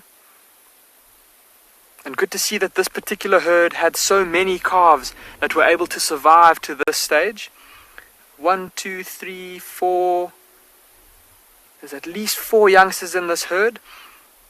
And so the herd's increased in size quite dramatically just from this one birthing season. And of course the wildebeest, I'm looking at them now, they're quite a big animal, and it's mainly lions and perhaps hyenas, maybe even a coalition of big male cheetah that will hunt adult wildebeest. But when they're small, they're very vulnerable to all different kinds of predators.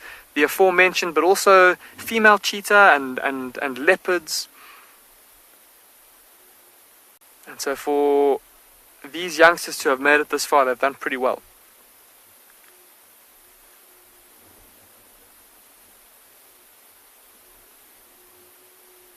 And the wind's slowly starting to die down. We're starting to hear some bird calls.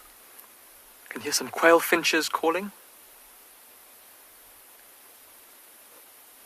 Little grey birds that also feed on grass seeds. And they'll be hopping around in amongst the grass here while these wildebeest graze. But what a beautiful scene.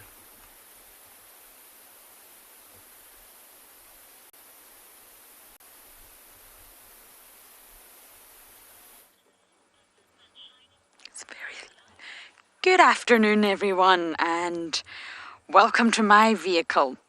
We're just admiring this giraffe. Giraffes are everywhere right now, and this is a male who's very, very dark, lots of dark patches.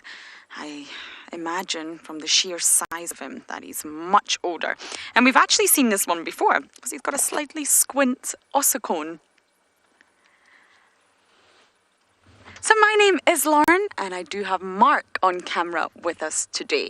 And we actually stopped to admire some kudu first, but they've ran off because this morning, for those of you who missed it, we actually had a kudu kill with the wild dogs. It was a Pungwe pack. It's really my first time spending time with the Pungwe pack, which consists of 7 adults. The alpha female is collared, and there was originally 13 pups born not too long ago.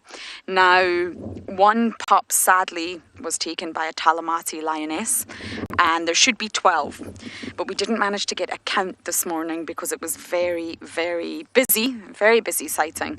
So unfortunately we didn't get a count of the pups, but hopefully there's still 12. And the sighting was called in with an impala kill, but when we got there it was a kudu. It wasn't quite a calf, definitely not a calf. We have a video of the actual kill taking place. And why do we have that video? Because it took place in our camp. Can you believe it?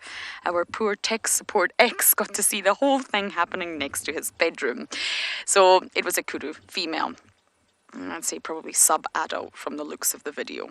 And it happened very, very fast. Wild dogs kill quick. I'd love to know the number of giraffes on the property right now. I really would. I'd love to do an aerial survey.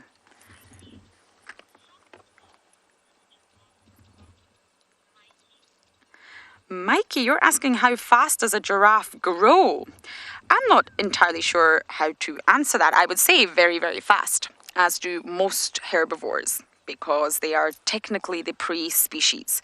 They're not at the top of the food web, the food chain, and therefore most of them give birth to precocial young, which means that the young is very well developed and almost ready to stand on their own 2 feet from birth.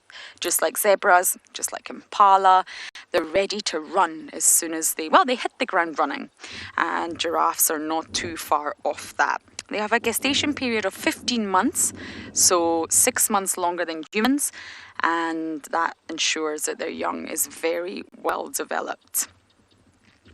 I'm sure a giraffe calf can actually walk on his feet within 15 minutes and begin suckling within the first hour. So it's really remarkable. They grow very, very fast. They're born at around 100 kilograms, give or take, and it's remarkable how quickly they will not only put on weight, but they will also stretch nice and tall. The bigger they are, the sort of higher their chances of survival. A small calf is easy pickings for the predators out here.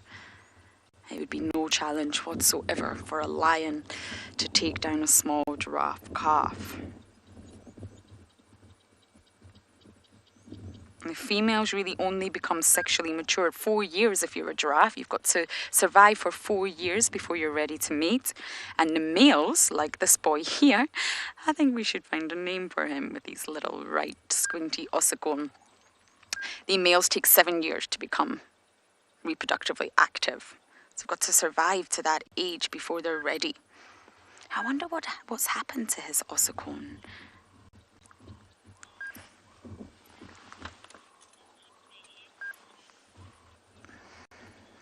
Mark, yes they do. So we call them ossicones, and initially when a giraffe is first born, they're made from cartilage and they lie flat on the giraffe's head. They're not sticking upright, they're not erect, they lie flat completely against the giraffe's skull.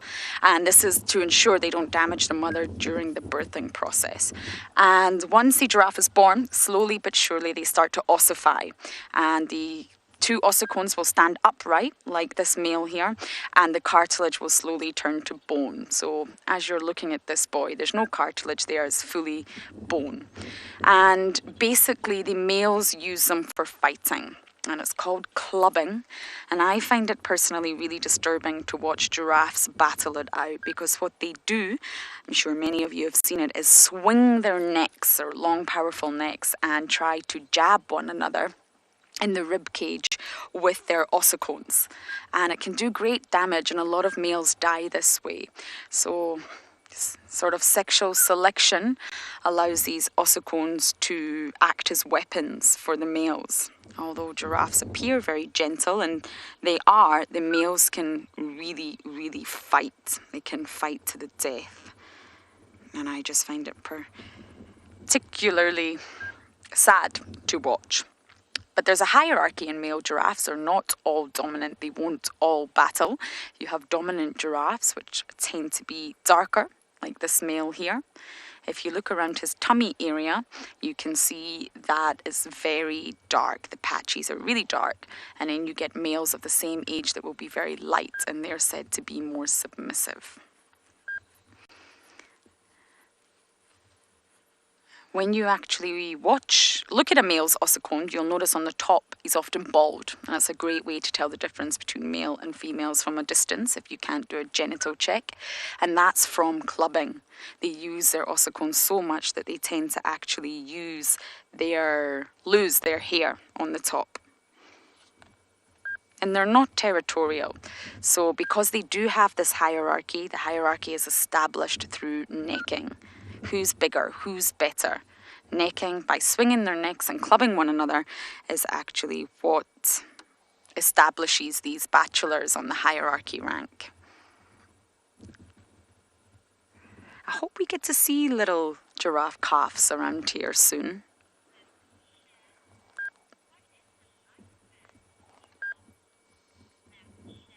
Max Shad, you're asking what's the lifespan? In the wild, giraffes can live up to 25 years old, which is quite long. And they're really the only ruminant that has a gestation period of more than 1 year. So that's 1 year into a female's life that she's pregnant for. And as I mentioned earlier, she will only become sort of reproductively active at 4 years old. Her first calf really will be around 5 years old. And then they can live up to 25 if there's no predators. So I think we're going WildEarth relies on support from viewers like you to carry on broadcasting our daily live shows. A small donation goes a long way in helping us on our mission to connect the world with nature. Please visit our support page to see how you can help and become part of the WildEarth family. So this incredibly handsome little bird, the Makwa dove, this is the male, long tail. When you're facing us, that's strikingly black chest with a... This is actually our smallest dove that we have. Not the total length. If you include the total length, it's kind of a little bit larger than some of the others. But certainly in terms of body size and mass, it's the smallest dove that we have out here. And again, a bird very, very typical of your arid areas. They're able to tolerate incredibly arid environments, way more so than many of the other dove species. We actually need to pop up in the next couple of days, go look at that turtle dove's nest with the chicks on it. We mustn't forget that, David. They will do that tomorrow sometime. Because it's still amazing that they pushed through on the nesting right through the season now. And you get that. You know, it's not that it's particularly unusual, it's just...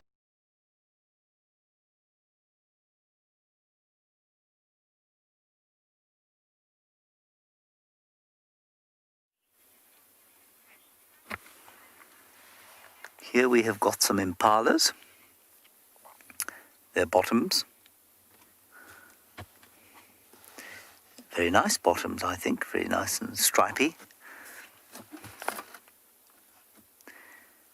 Nobody's come up with anything to do with those wild dogs, I'm afraid.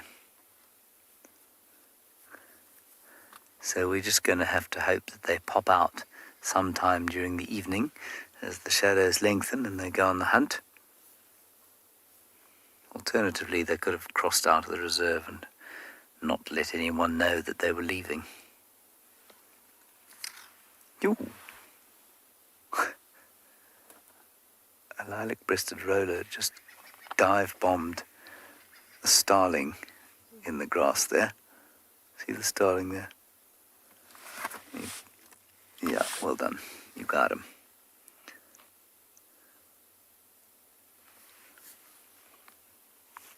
Not sure why the roller was being so unpleasant, but there it is.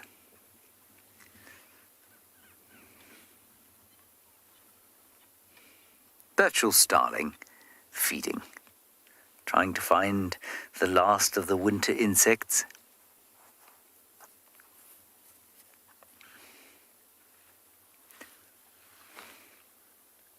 Termites and ants mostly, I suspect, this time of the year. Not much else on offer.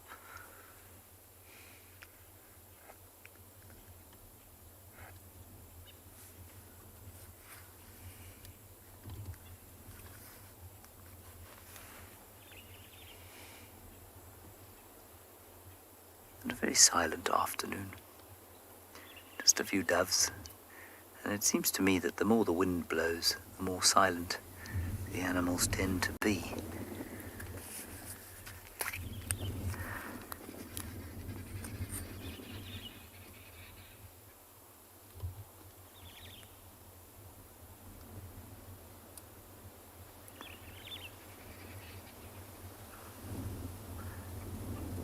We also, Theo, believe it or not, have a very long-range visual of the backside of a wildebeest. It's a classic shot. I think you're going to be so overwhelmed with joy when you see it. Can you see them? Just go dead straight over the top of my finger. The other side of the drainage line.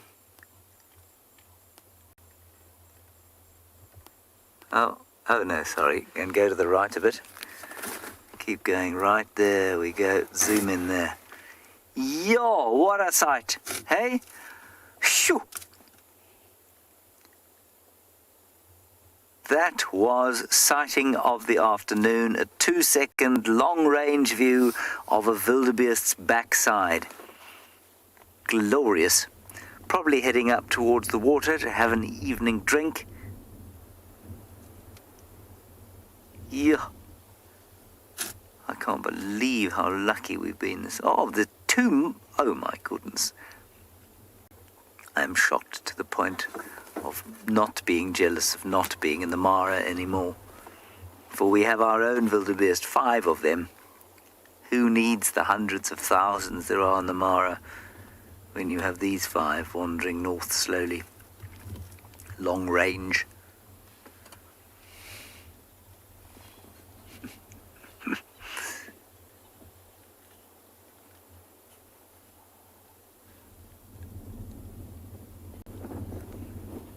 Well, fascinating as this is, I think we're going to continue down towards the waterhole in front of camp.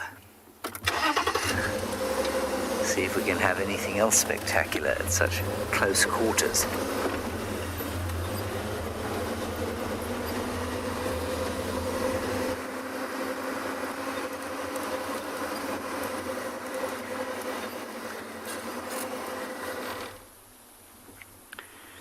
So we've had a look, tried to see if we can find any signs of a leopard, and we had elephants at another watering hole, and now we're back at the watering hole where we started with the lions. And here we have another herd of elephants that's come down for their afternoon drink. Now that big elephant off to the left hand side of the group, just look at his movements. He looks like he's got a lot more time than the rest of this group.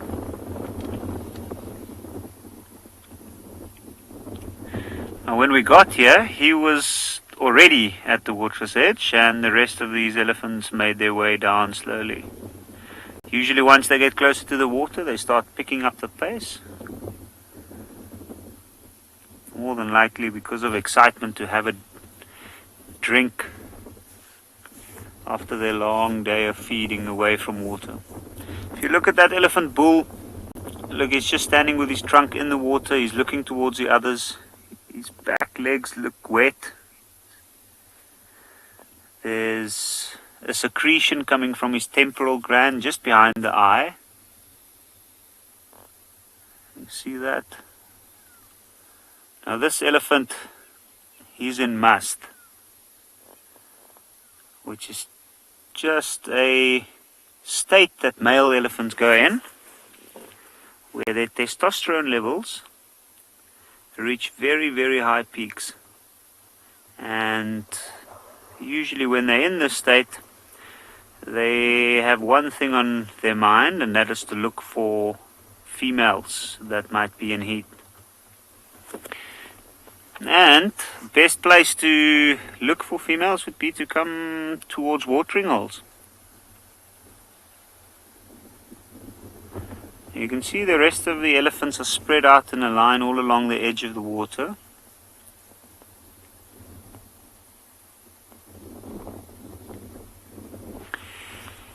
If I'm hearing it correctly, Bubbles, your question is how much water or how much liters can an elephant suck up in its trunk at once? Well, I guess it depends on the size of the elephant. For instance, one of those small babies in that herd, like that one in the middle now, will probably only be able to get a couple of liters if it is able to use its trunk already. Often young elephants only learn how to use their trunk properly between 6 months to a year of age. And before then they drink with their mouths directly in the water. A big one like that bull that we were looking at just now can probably suck up as much as around 10 to 15 liters at a time.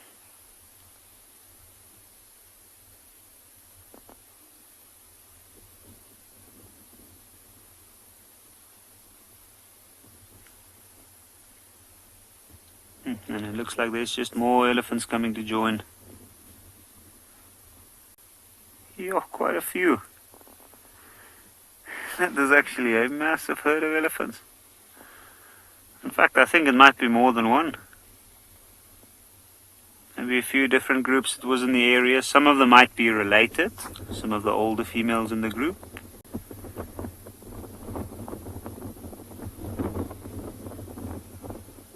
Elephants, sometimes if the group becomes too big just to spread the resources better, like food and water in an area, they often split up into smaller groups. And then they only meet up occasionally around major watering holes. Pretty much like what we're seeing now at this point.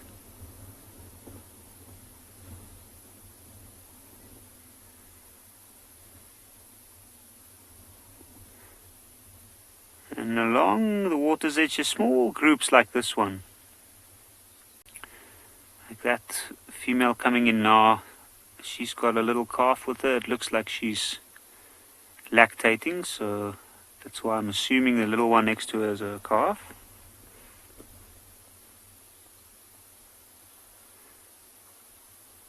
And the big bull, he's got his back towards us. Normally not part of this herd. And I don't even recall seeing this elephant in this region before. But when he's in the state that he is at the moment, he'll often travel very large distances to come to areas where there's a lot of females and have a higher chance of meeting a female that's in heat.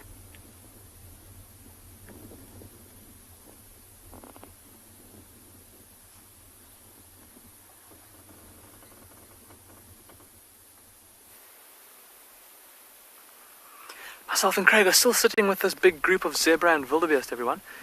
And it looks like a few of the zebra have actually started to walk towards us. Look at these 4 here in front of us. Busy feeding on that long grass that's growing in the middle of the road, as well as that very long grass growing on the side of the road. It certainly doesn't look very tasty, does it? Look at how gold and brown it looks.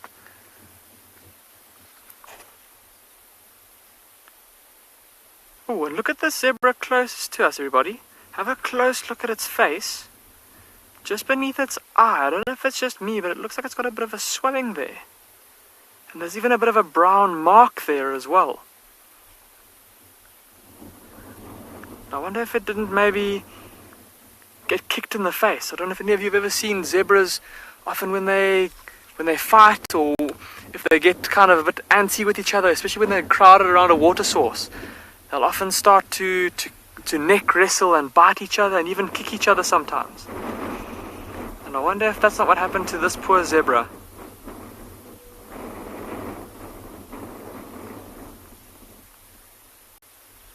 Oh, that must have been horrible if it was a kick to the face.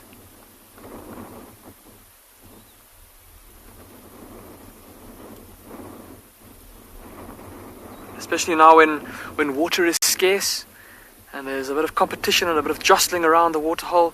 It's when that kind of thing could have happened.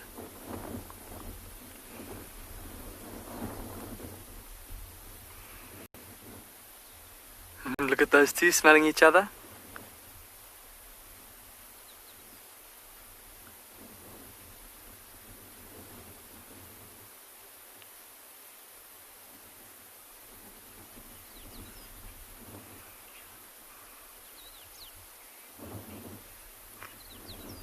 Cal, you're saying that this is a very big herd. Cal, it is indeed. Jeez, I don't know the last time that I saw this many wildebeest and this many zebra together. I mean, just in shot, there's at least 1, 2, 3, 4, 5, 6, 7, 8, 9, probably about 15 wildebeest that we can see. But there's even more down the hill, and then even more in the bushes off to the left. And then zebra also, probably about 15 or 20 zebra just in this little vicinity. So of course, having all these animals being together,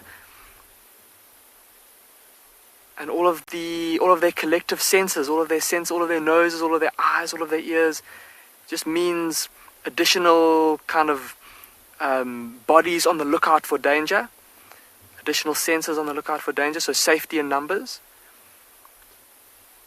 And then also, I think just also the fact that both of them, both these species, I'm sure many of you have heard about how zebra will often favor slightly longer grasses and wildebeest slightly shorter grasses. And sometimes the zebra can even facilitate the grazing for the wildebeest by cropping it down a little bit lower for the wildebeest to feed on. So many reasons why these animals will be together. But fascinating just to watch. Look at the zebra that's closest to us. Look at how it's using those lips and nibbling on that grass there.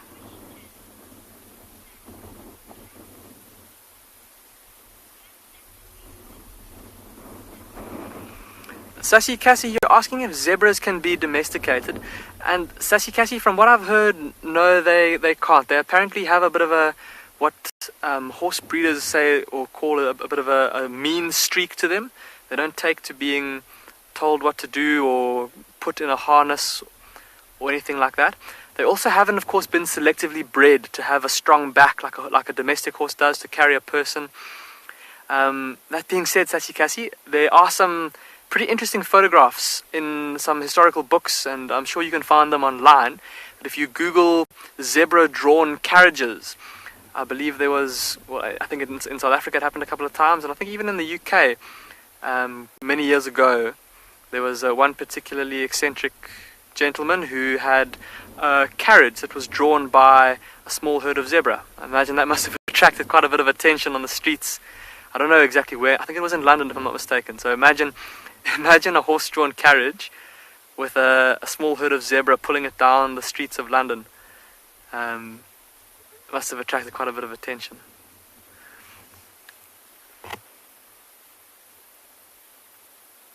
A very peaceful scene here, everybody. Look at how the light is starting to go from that very harsh intensity from earlier to a bit of a more golden color.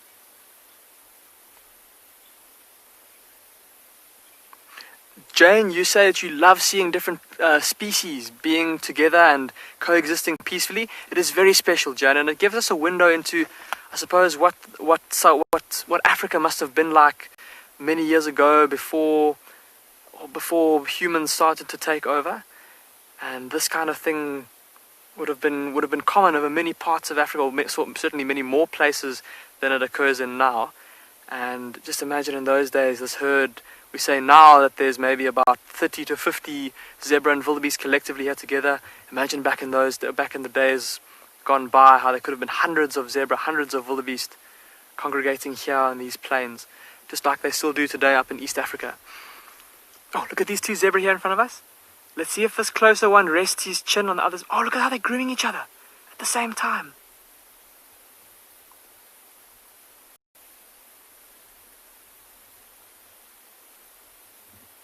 Using those big teeth in the front of their mouths to comb through each other's coats. And doing it mutually, so they're cleaning each other at the same time. And of course that will help to not only keep them free of parasites, but even to strengthen their bonds within their little group.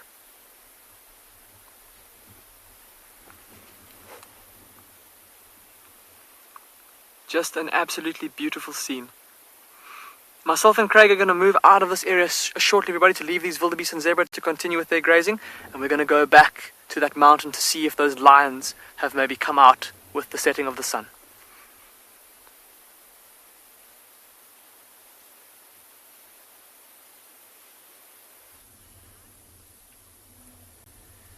We're still with this elephant bull. And he's just been moving slowly up and down, occasionally drinking a little bit, but it looks like he's squirting more of the water out than actually taking it in. He is drinking a little bit, but I saw him fidgeting with his tusk just now, and it looks like he's got his trunk right in there where the tusk comes out of the jaw. So I'm not entirely sure. It might be that maybe there's something he wants to wash out, or maybe he has a bit of a sore tooth. Occasionally under those folds right at the base of the tusks, and find that Elephants do occasionally develop abscesses. But he's also in a peculiar mood. Look at that. It looks like quite a muddy patch where he was drinking. And there's still more water coming out.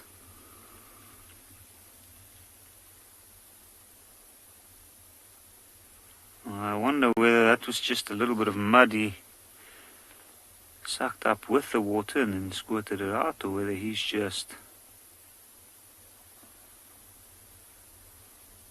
trying to cleanse his mouth. Now, if he keeps moving in the direction he's moving, eventually he's gonna come across the pride of lions. You see, he stops every now and again and then just sniffs the ground. And there's a lot of elephants that's moved past this section of the watering hole today. I'm sure he's also seeing if he can pick up on any chemical signs that might have been left behind. But just look at all those elephants. If we continue to have a look at that. How amazing is that? Myself and Owen counted them earlier, and we have counted at least 45.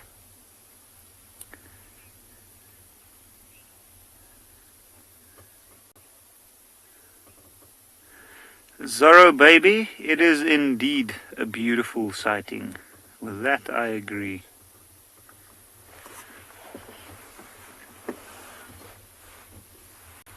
And there we have the lions.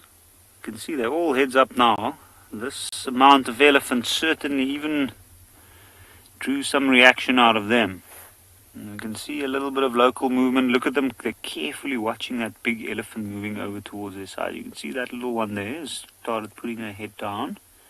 Pretty sure the ears are going to go a little bit back not too long from now. And it looks like there's another herd following that big elephant straight towards them. So I'm sure they're carefully checking every move the elephants are making. And with the elephant's great sense of smell, they'll be able to pick up on the scent of these lions once they move past them very easily. And then this casual gathering will certainly be disturbed with a lot of noise and a lot of running in different directions. You can see one on the far right already starting to get ready in case it... Oh, no, head straight back down.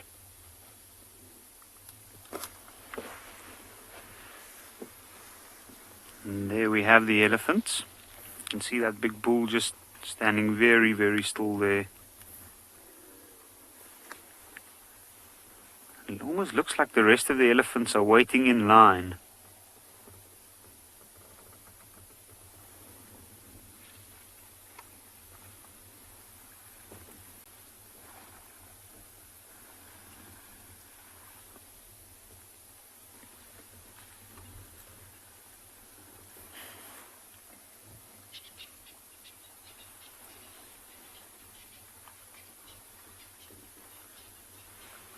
What an amazing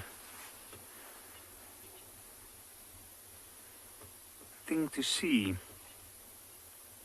It's almost as if we have a little bit of a standoff. But I guess with a standoff, both parties needs to be aware of the other one. You can see now most of these elephants have had their drink. They're starting to get a little bit more playful. Some of the younger ones sizing each other up.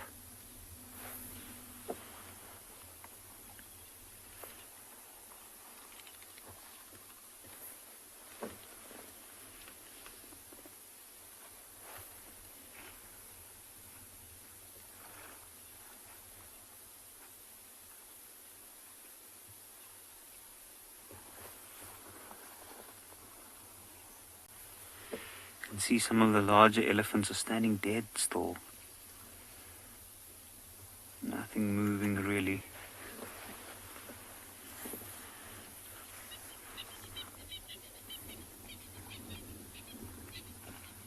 And I think that once some of these larger ones start moving, the young ones like that one will follow. I think they're just waiting for the young ones to have their fill, have a last minute of enjoyment in the cool water.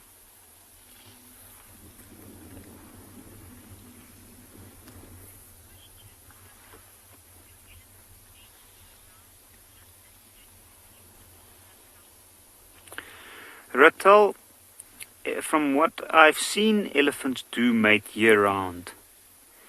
It seems that at the beginning of the year, during our raining season, we often find more of the bull elephants or the large male elephants in must, and they seem to be moving through this area more regularly.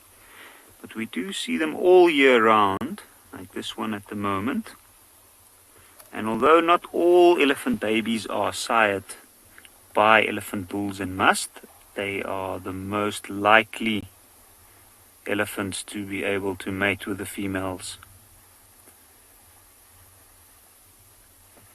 Now you can see from how deep that elephant's feet is in the water, it's not very deep. And therefore it's coming straight across. I think it might have actually picked up on those lines. I'm going to move slightly further back, just in reposition so that we get another view.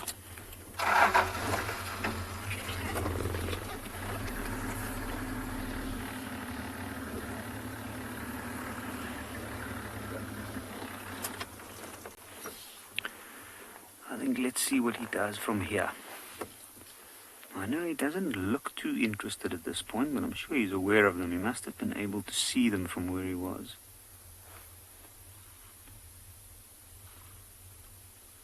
You can see him sniffing some elephant dung there. Often these bulls, when they come to the water's edge, they look specifically for that elephant dung. Even if it's old, they'll still be able to pick up any chemical traces that's been left. Maybe it might even be another bull that he knows of. It's moving in this area.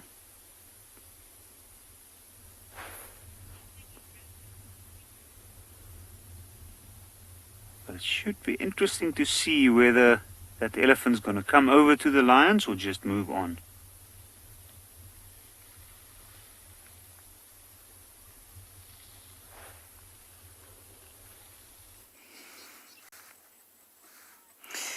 We have managed to find ourselves a vulture, and I tell you what, on days like this, I wish that I had eyes like a vulture has eyes, because we have not seen a massive amount. I think the animals have been put off by this chilly southeast breeze. Anyway, he's a very picturesque vulture, having a good look out towards the southeast. We're going to make our way up towards the central parts of Djuma again and see if we can't pick up the dogs coming out on the hunt. Lovely sound of the doves calling.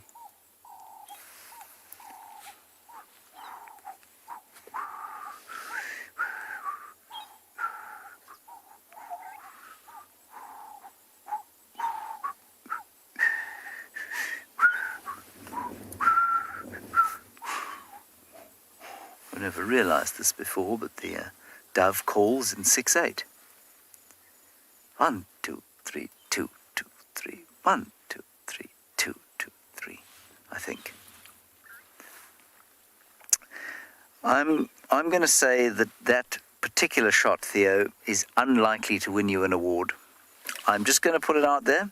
I am no judge of art, but I'm going to say that that one's not going to win you a prize. That one certainly is going to get you a lot closer to a prize than the dove shot.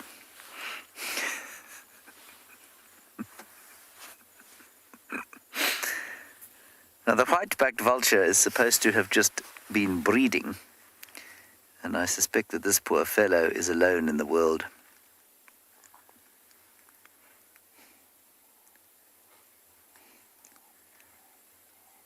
Maybe that's by choice. Maybe he's not poor in the slightest. But he may still find himself a partner at this late stage. They are winter breeders, which of course is not a common thing.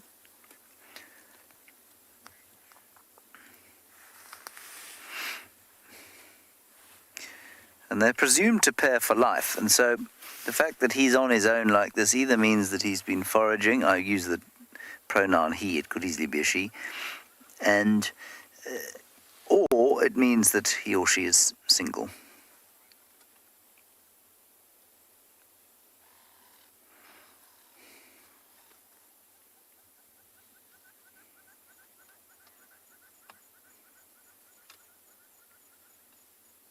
Yeah, June to September, so this chap still has a chance to find himself a friend.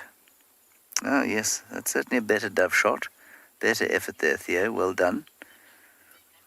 Again, look, it's certainly, the first one was a 1 out of 10. I'd give you a 7 for that. That's not your fault, of course, it is where the bird has chosen to sit.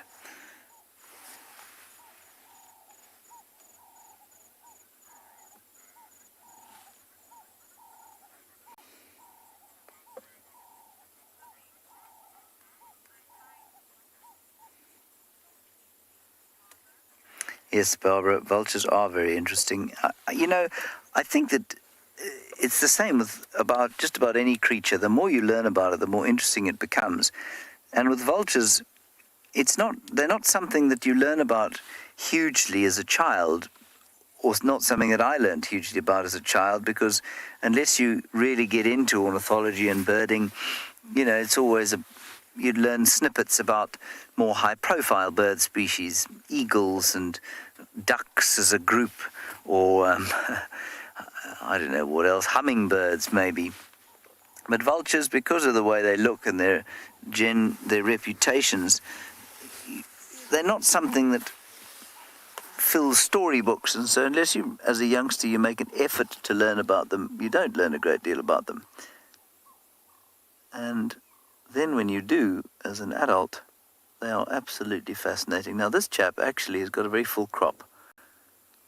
You see that big swelling in front of his chest. So he has eaten something. He's got quite a nice haircut. Sort of military buzz cut that's got a bit long.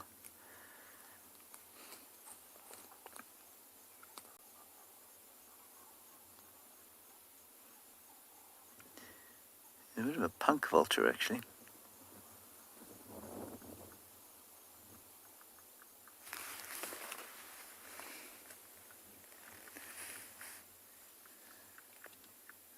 Wonder what he ate and who killed it, and if that individual is around here. The white-backed vulture has been recorded making their own kills, but I suspect he probably stole whatever he ate.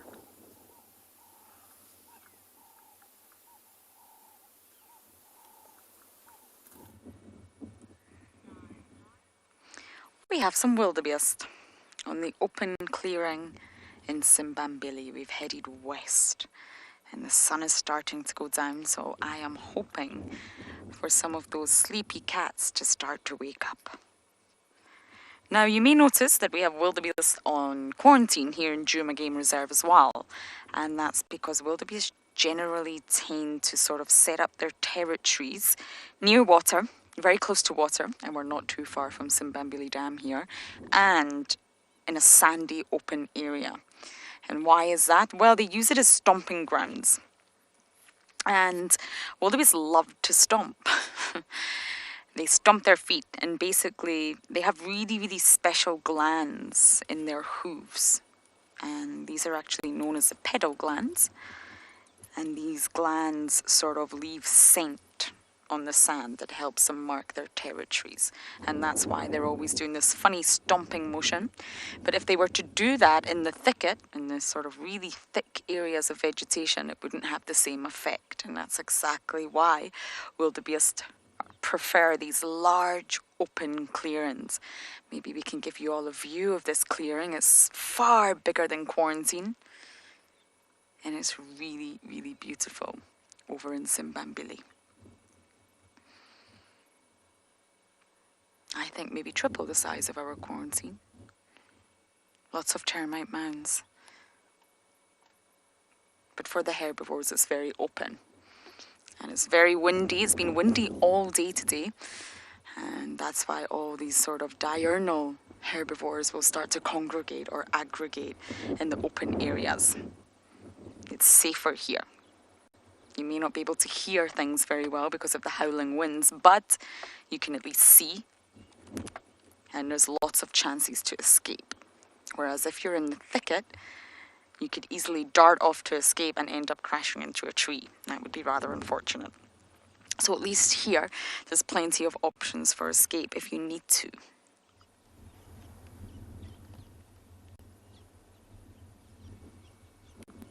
There's a little youngster there off to the left. You can see the slight colour difference. Wildebeest calves are born really, really pale, a fawny colour. They almost look nothing like the adults. But then slowly as they start to grow, they change colour and they take on the appearance of the adult with that mane running down their neck onto their back.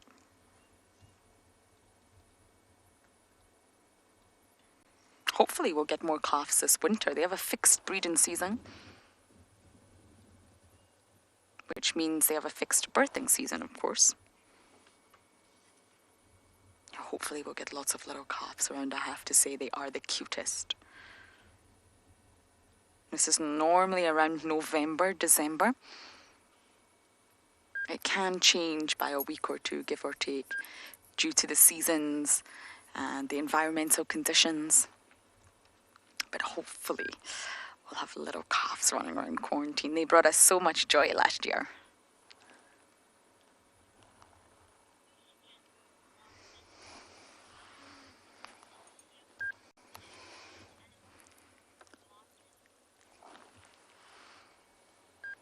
Martin, you're asking, why do you hear Quarantine with animals? I'm not completely sure what you mean, but I'm referring to Quarantine as an area. It's an area right outside our camp, and it's a big open clearing that's just been given the name Quarantine. It has quite a history on Djuma Game Reserve, where I believe they did used to keep animals in quarantine, hence the name. And it's just a very productive area in terms of vegetation, life, and herbivores, of course, which attracts the predators. So we have lots of fantastic sightings on Quarantine, and it just happens to be very, very beautiful. There's also a male leopard called Quarantine, which might make things slightly confusing, Martin. But he was born, guess where? Yes, shall I tell you? Quarantine was born on Quarantine. Yeah, and that's where he got his name from. So there's a male leopard called Quarantine. I've not had the pleasure of meeting him yet, but I hope to do so soon. And there's an area called Quarantine. So that's what it is we refer to when I'm talking about the open clearing. This is not Quarantine. I'm actually not sure what this clearing is called. Simbambili. If BK knows, hold on. Oh, Simbambili clearing. Thanks, BK. What would I do without you? So yes, Martin, I really hope that answers your question. They're fantastic areas to check, but it makes life difficult for the predators. If you see, the grass is really not that long, the vegetation's not that thick, it's very open. So predators like... Sorry, one more time, Londeka, you broke up there. So yes, predators like leopards who rely on stalking and ambush, element of surprise, they would really struggle here. There's not much area to sort of hide yourself. The prey would see you coming.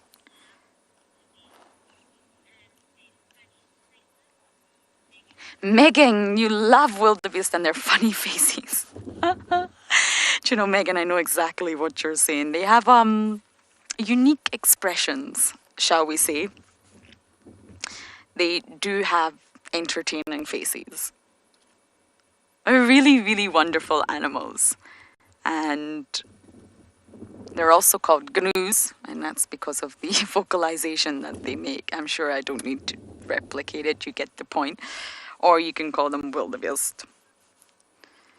So I'm going to sit here for just a moment longer and admire the sunset.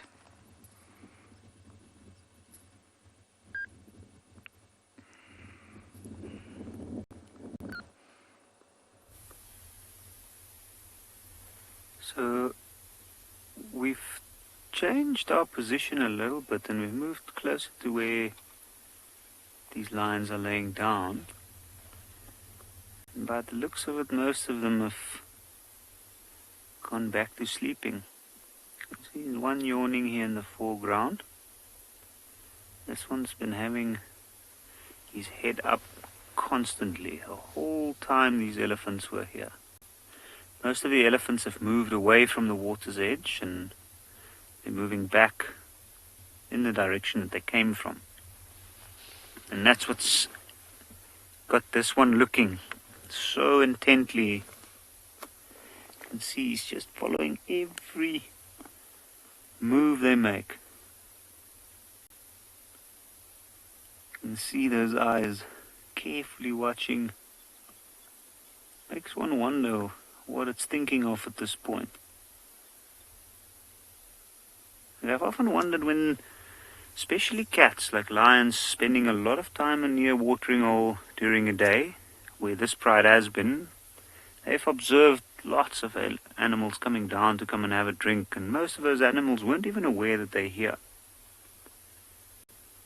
And it must be incredible the knowledge that they have of the movements of other animals.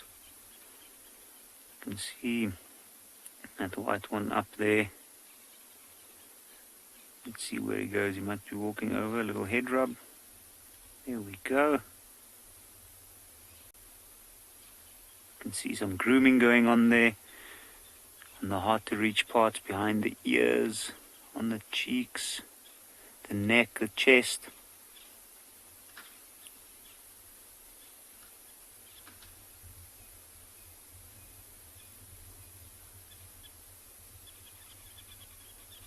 Another little stretch from the female. So as they're doing this, now, even though they've spent the whole day in each other's company, they haven't really spent time together. They were mostly sleeping, minding their own business.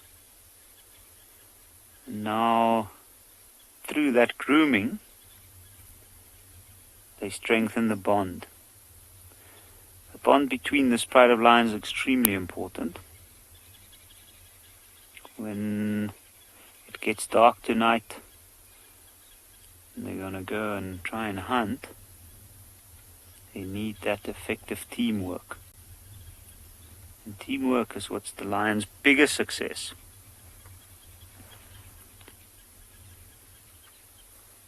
I'm not sure where that female went at the back, but I do suspect that we might see her starting to move around, almost instinctively, trying to take the route around the watering hole. And that might be the first move to set up an ambush.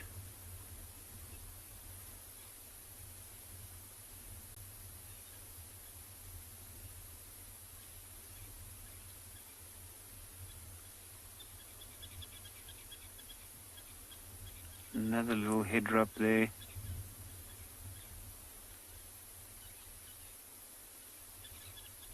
So as the large lioness leaves, that young male pretty much just went straight in and took her position, but then that little one decided, no way, not going to spend the same amount of effort and care to groom that one. I can see more yawning going on.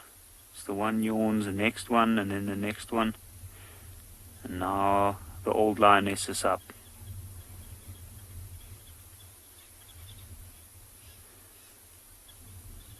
Margaret, lions are incredibly beautiful creatures. When they're young, they are the most beautiful creatures I think there is. And when they're large, they're certainly one of the most impressive.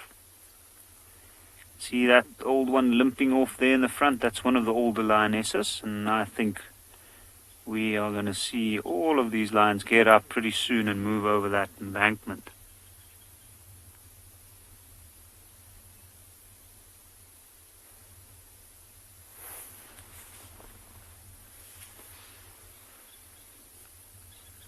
It's amazing to see how certain of the senior members, once they start getting going, and the rest knows it's time.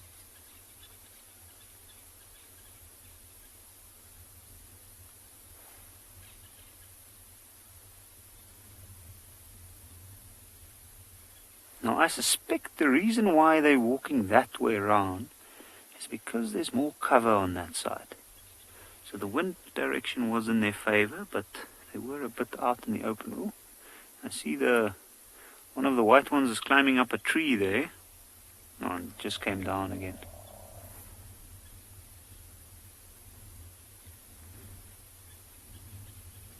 Now the young male's up as well. And probably going to be moving a little bit slower than the rest. Also time to relieve him.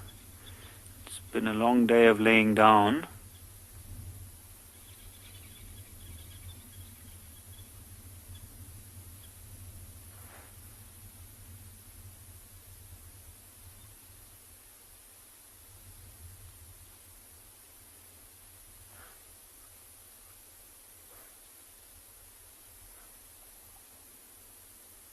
And then the last one is just watching them all going over that little hill, and then I'm sure she's going to get up and follow. Once that happens, I think we're going to reposition and see where they go.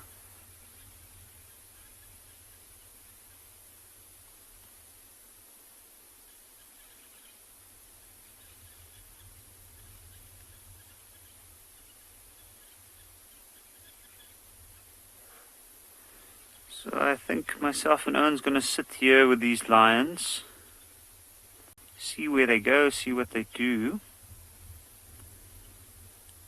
and maybe we might follow them a little while.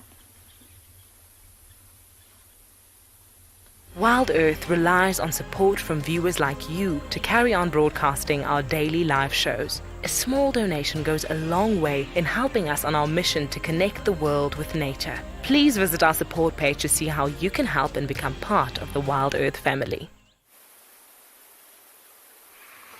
Myself and Craig have come back to that waterhole where that woolly-necked stork was earlier, everyone, and look at what we found.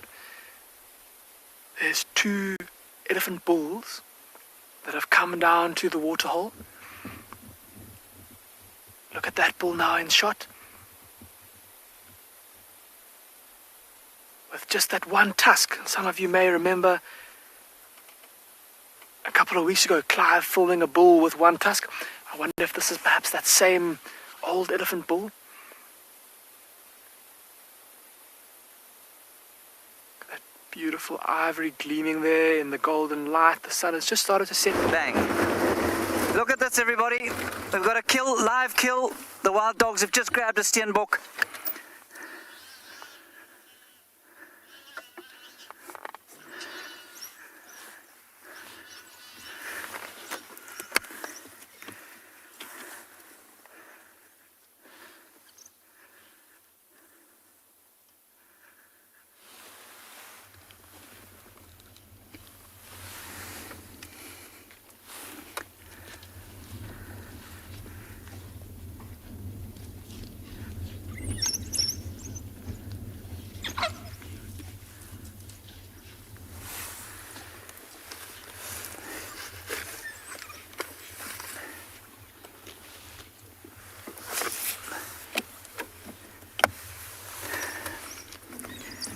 I know this is difficult to watch, but that steenbok is dead. Please don't worry, it's all over. And I know that it's very difficult for some to watch this, and that the noise that it made was awful. but it died very quickly.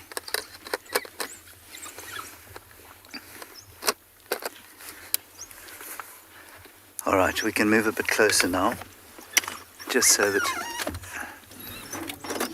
you get a great view. And I imagine the puppies have been left somewhere, which is amazing news, because it probably means that they are going to den here for a little while.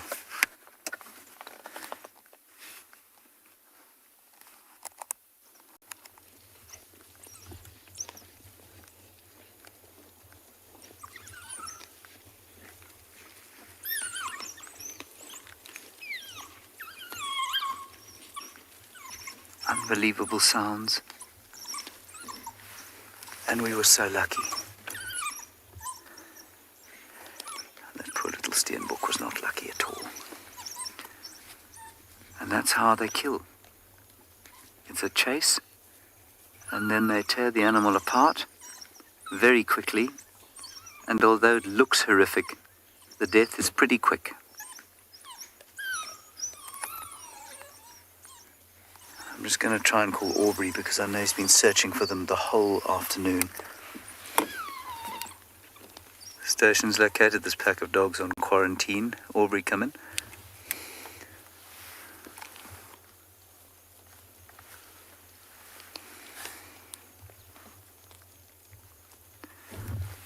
Alright, let's just drift a little bit closer here. One of them has gone running off towards the west, and I don't know if they've gone off to hunt further. No, that's where they've been. It's going to sneak forward here.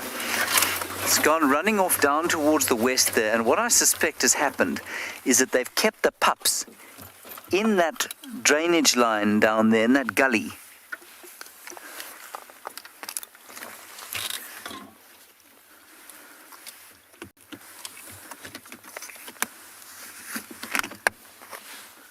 No, negative, but they're running off west towards the drainage line there, so I think that's where they are.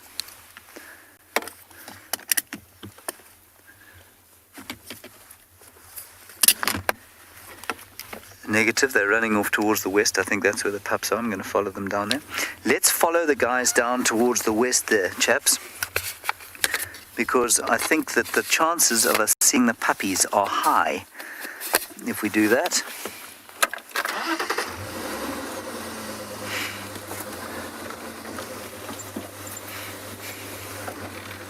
So that the steenbok is now completely obliterated. Oh, let's have a look at this guy. He's just so close and so beautiful.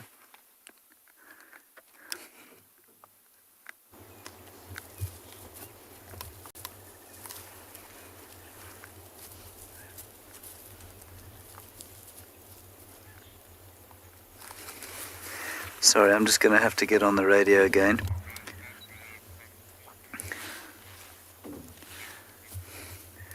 Guys, I'm live. The dogs are on quarantine, mobile in a westerly direction.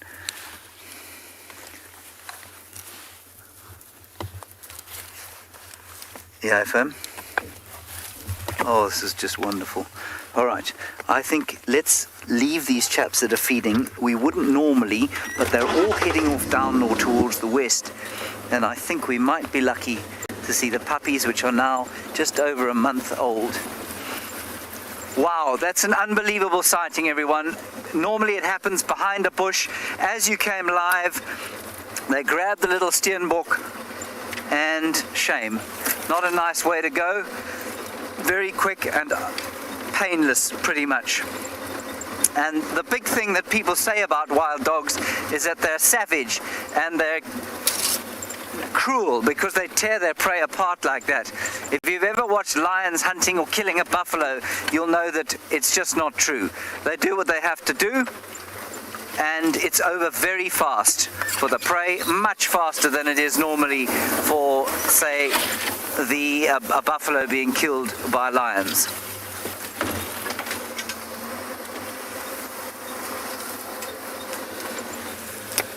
Okay, now I'm just going to get on the radio again. Stations I've left, 3 dogs on quarantine. I'm heading off towards the west to see if I can find the rest.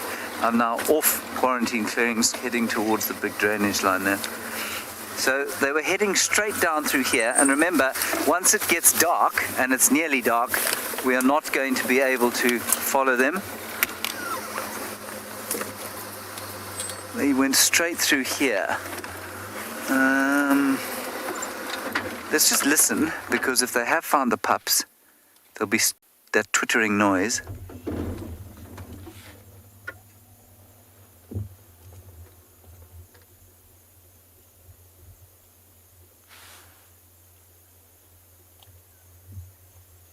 Nothing yet.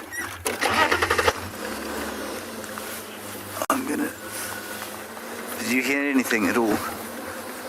Let's just go around here. There's a hole in this termite mound, but it's not big enough, I don't think, to house some wild dog puppies.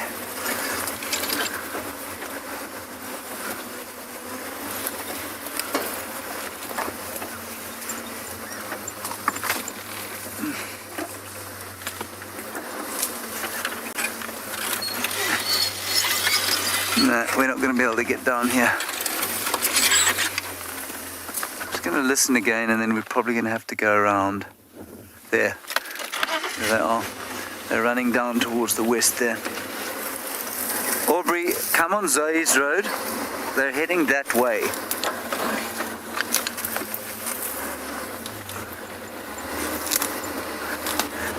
Covey, come onto the link road that goes to quarantine.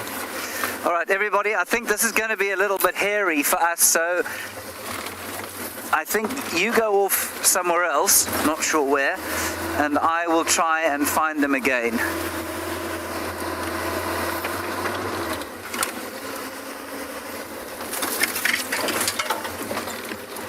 So we've followed these lions who have moved the grand total of about 30 meters just over the hill to the nearby water, where most of them have had their drink. And what we're looking at now is all the young ones patiently waiting to see what are the moves of the older lionesses going to be. The young males right at the back of the group, you can see over there, that's the older lionesses. And they've already started moving into somewhat of a cover. Looks like that the lioness is trying to hide behind that stump.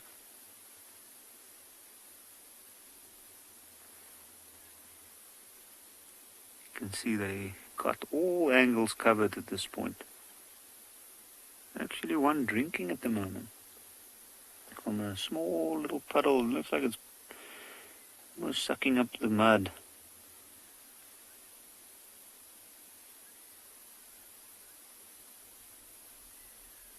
That water can't be very tasty. But I've often watched them.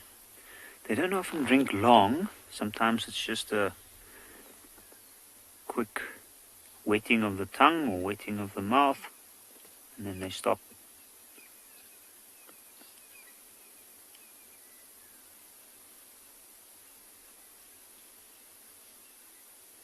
Now at the moment, this time of the year, we find that these lions' movements are often determined by the areas that holds a lot of water.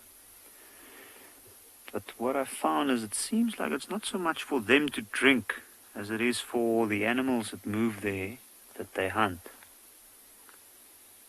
I've noticed that sometimes they can go without water for quite a while. And they also seem to be getting quite a bit of moisture from the animals that they eat.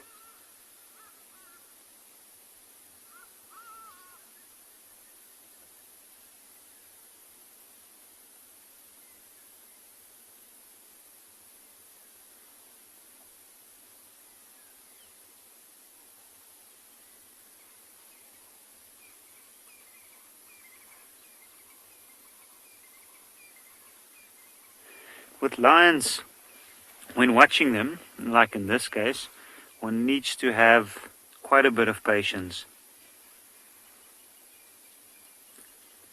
Rosemary, I'm very glad to hear it's your favorite beautiful pride. They are indeed beautiful, and They certainly are my favorite pride as well. Now, normally we'd see lots of different prides moving in and out of Ngala, specifically this time of the year when there's pressure for water and prey species, and they come from far often, especially in this region where we are now. This watering hole itself is often the grounds where territories overlap, where encounters happen with unknown prides.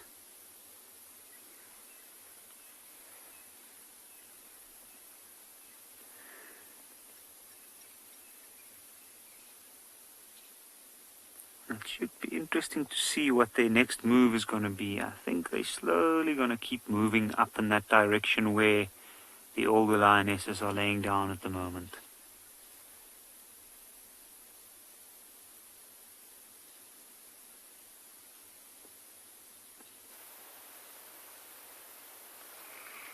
From one lion pride to another, we've come back to that big rocky mountain, and as we said earlier, this was our plan, was to wait for the lions to come down a little bit from the top of the mountain with the fading light, and that's just what they've done. I know it's not the clearest image, everybody, but up there on those rocks you might be able to see pretty much dead center of the screen.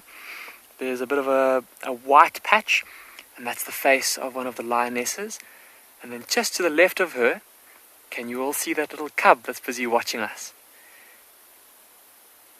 Using the cover of a rock to conceal itself and peering at us over that little bit of rock. How cute is that?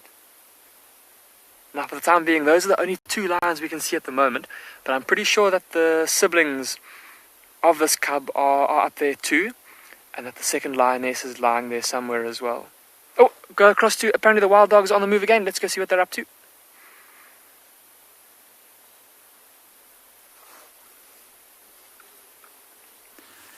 We've got the puppies, everybody. Here are the little ones. This is just too magical.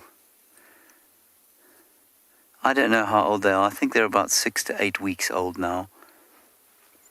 Hi, little guys. Gee, it's special to meet you.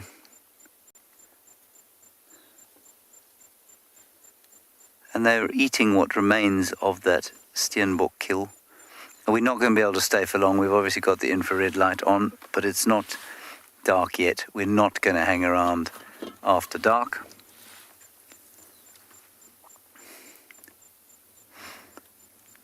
Ah, what a joy.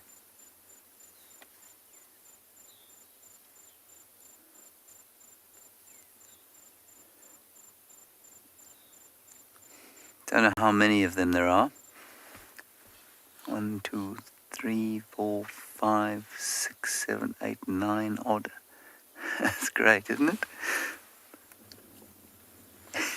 it? I must just say that this is Theo's very first wild dog sighting ever. And he's got puppies and the kill.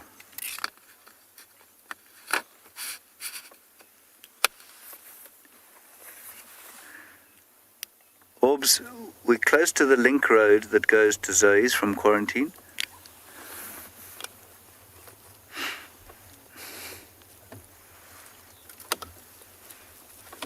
I'm just trying to help Aubrey in. Orbs, do you remember where we had that leopard sighting on the termite mound? It was Tundi. I think it was you and me.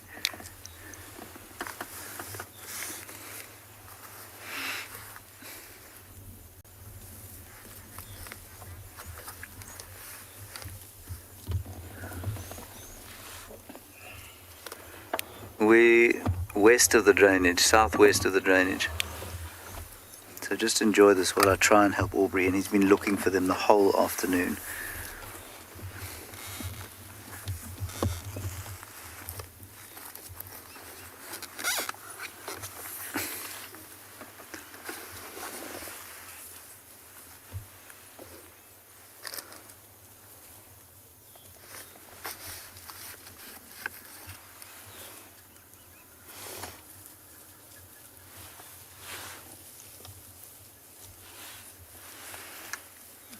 try and get a slightly better view now that everyone's relaxed. I know that they're relaxed.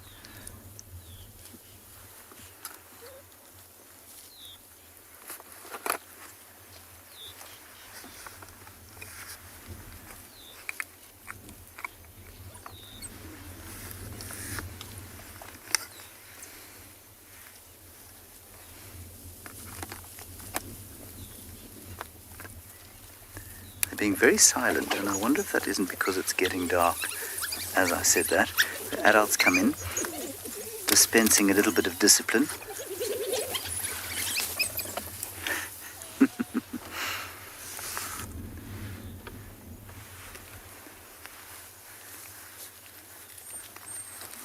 Right, Theo, I'll move you now. Let's go around there and see if we can get a slightly better view.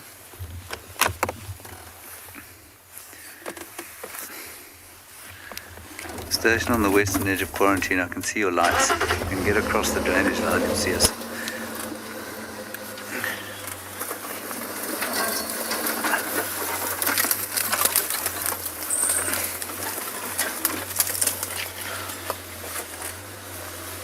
There, I think that's about as close as we're going to get.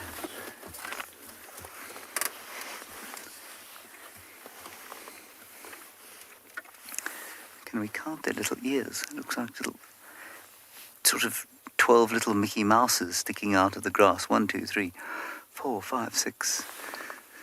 So there are at least 10 here.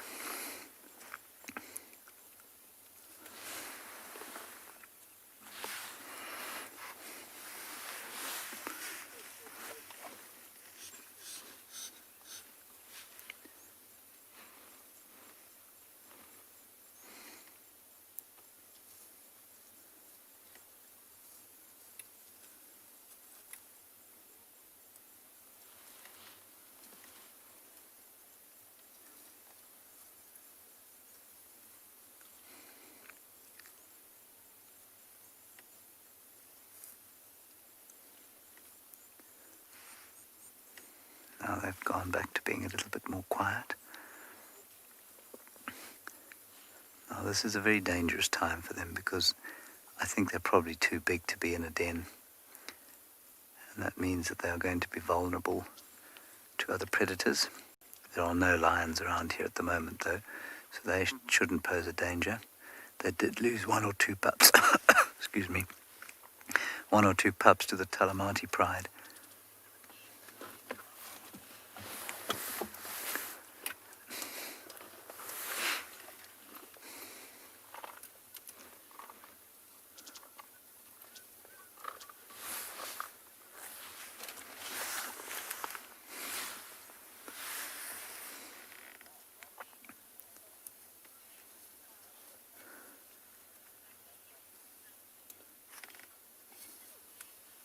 Is Linda Purdy welcoming the dogs to WildEarth? Yes, quite.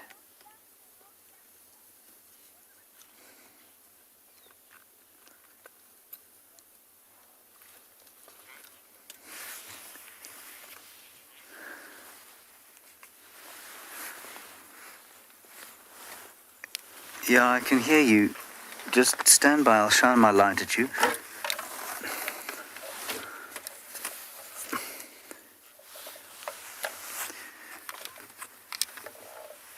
This is going to become a negative lock in probably about 10 minutes because we're not going to view them after dark.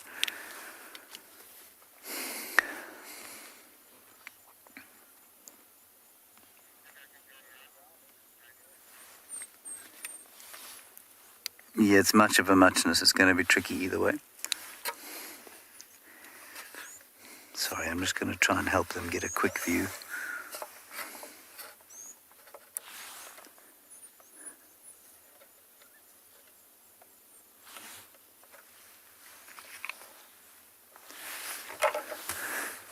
Ron, come straight towards my light, but yeah, I don't know if you'll get that big cruiser across there.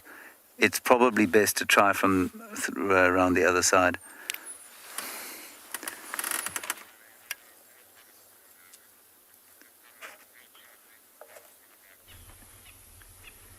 So as the wild dogs are dispersing slowly and probably looking or going to get to the spot where they'll settle down for the evening, these lions are just getting active. Now you can see they're all up, they're moving in a direction. They're actually moving with intent into the wind. These are the younger ones.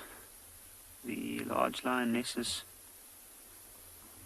have already moved up ahead and they're moving a little bit quicker. You can see every now and again they're stopping. They're carefully scanning the area.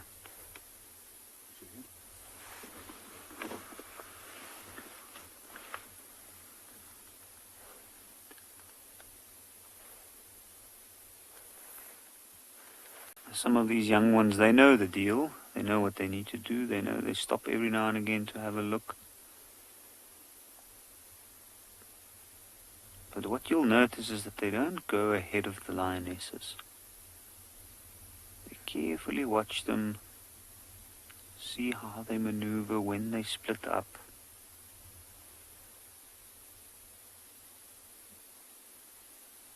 And that's how they learn these techniques.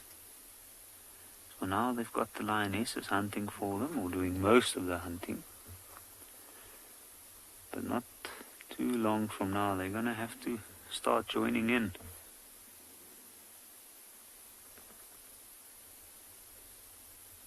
You can see even the young males joining in.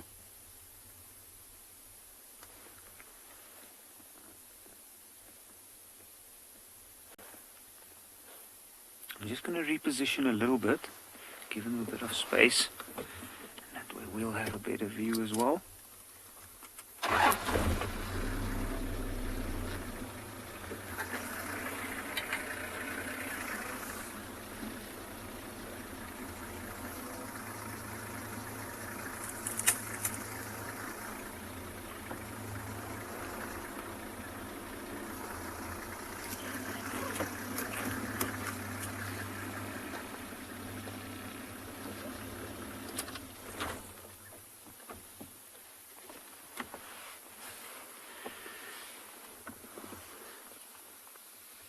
It's interesting, this young male, I know he's got an injury, and because of that, he's not been so active in the hunts.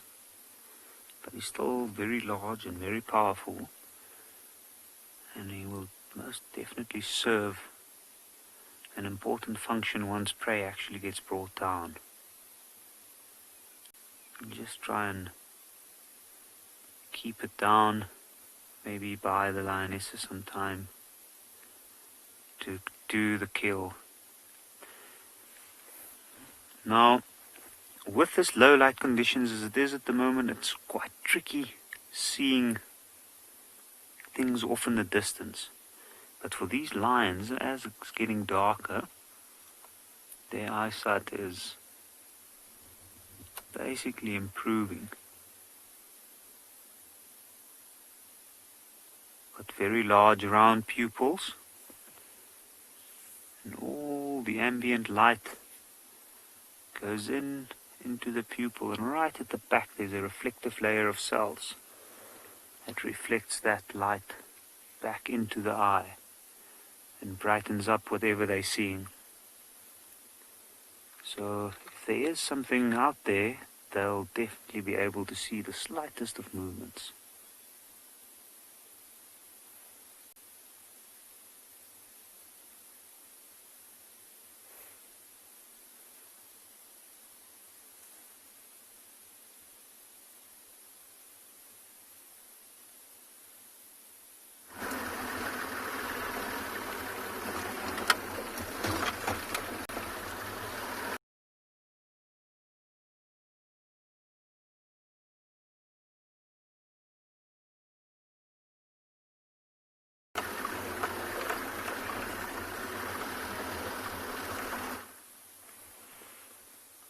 So we can see the last lioness moving off in the distance.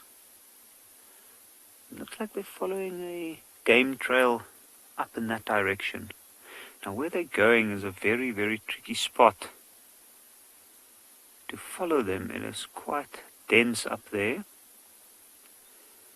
But from knowing this area, I know that there's a very large clearing in that side. And I'm pretty sure that most of the wildebeest, the impala, and the zebra that came down to have a drink, they were all coming from that clearing. I'm just going to pull a little bit forward, see if we might get another view.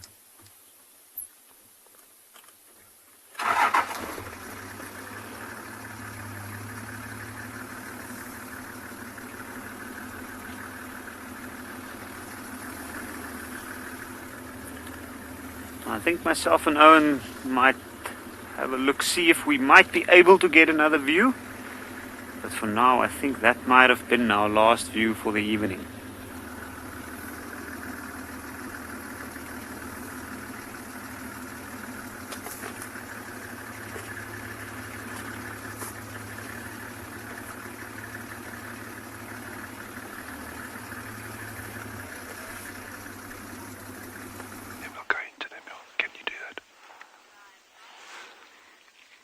I just want to show you all this magnificent setting, this reflection that we're getting off the water, and then we're going to come back to the little shelbies. Look at these colors. Look how these mountains are absolutely glowing with golden light now. This is one reason why I love spending time in this particular little hole in the ground here, watching for things, because even if there's nothing to see in terms of animal life, it is just spectacularly beautiful out here. So I'm really hoping that Shelley will come back before close of drive. Who knows? But she's gone across another dam. It's in a straight line. It's about 2.5 kilometers from here, but it's right at the back of the mountains. Sheldon's just swum across to our side of the dam now, and all the little ones are just on the bank over there. They've actually just been spending a bit of time preening themselves, getting their little downy feathers in order. They're going down. No. It's just a beautiful afternoon out here. So that female will come back. Shelley will come back, because even at this age, with these nighttime temperatures as cold as they are, she'll be wanting to sheltering them from the very, very coldest part of the evening. So she'll just be huddling down, and they'll actually be sitting underneath her.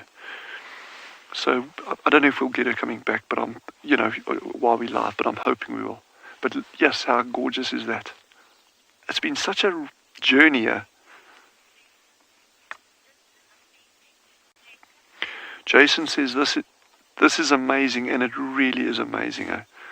And for me, this journey that we've been on with these shell ducks, from seeing the pair here, and then the one leaving missing, and we figuring out they got a nest, and then tracking down the nest, all of you spending time with us looking for the nest and sitting there, and then the little ducklings coming down. This is just like, for me, it's just the best thing in the world.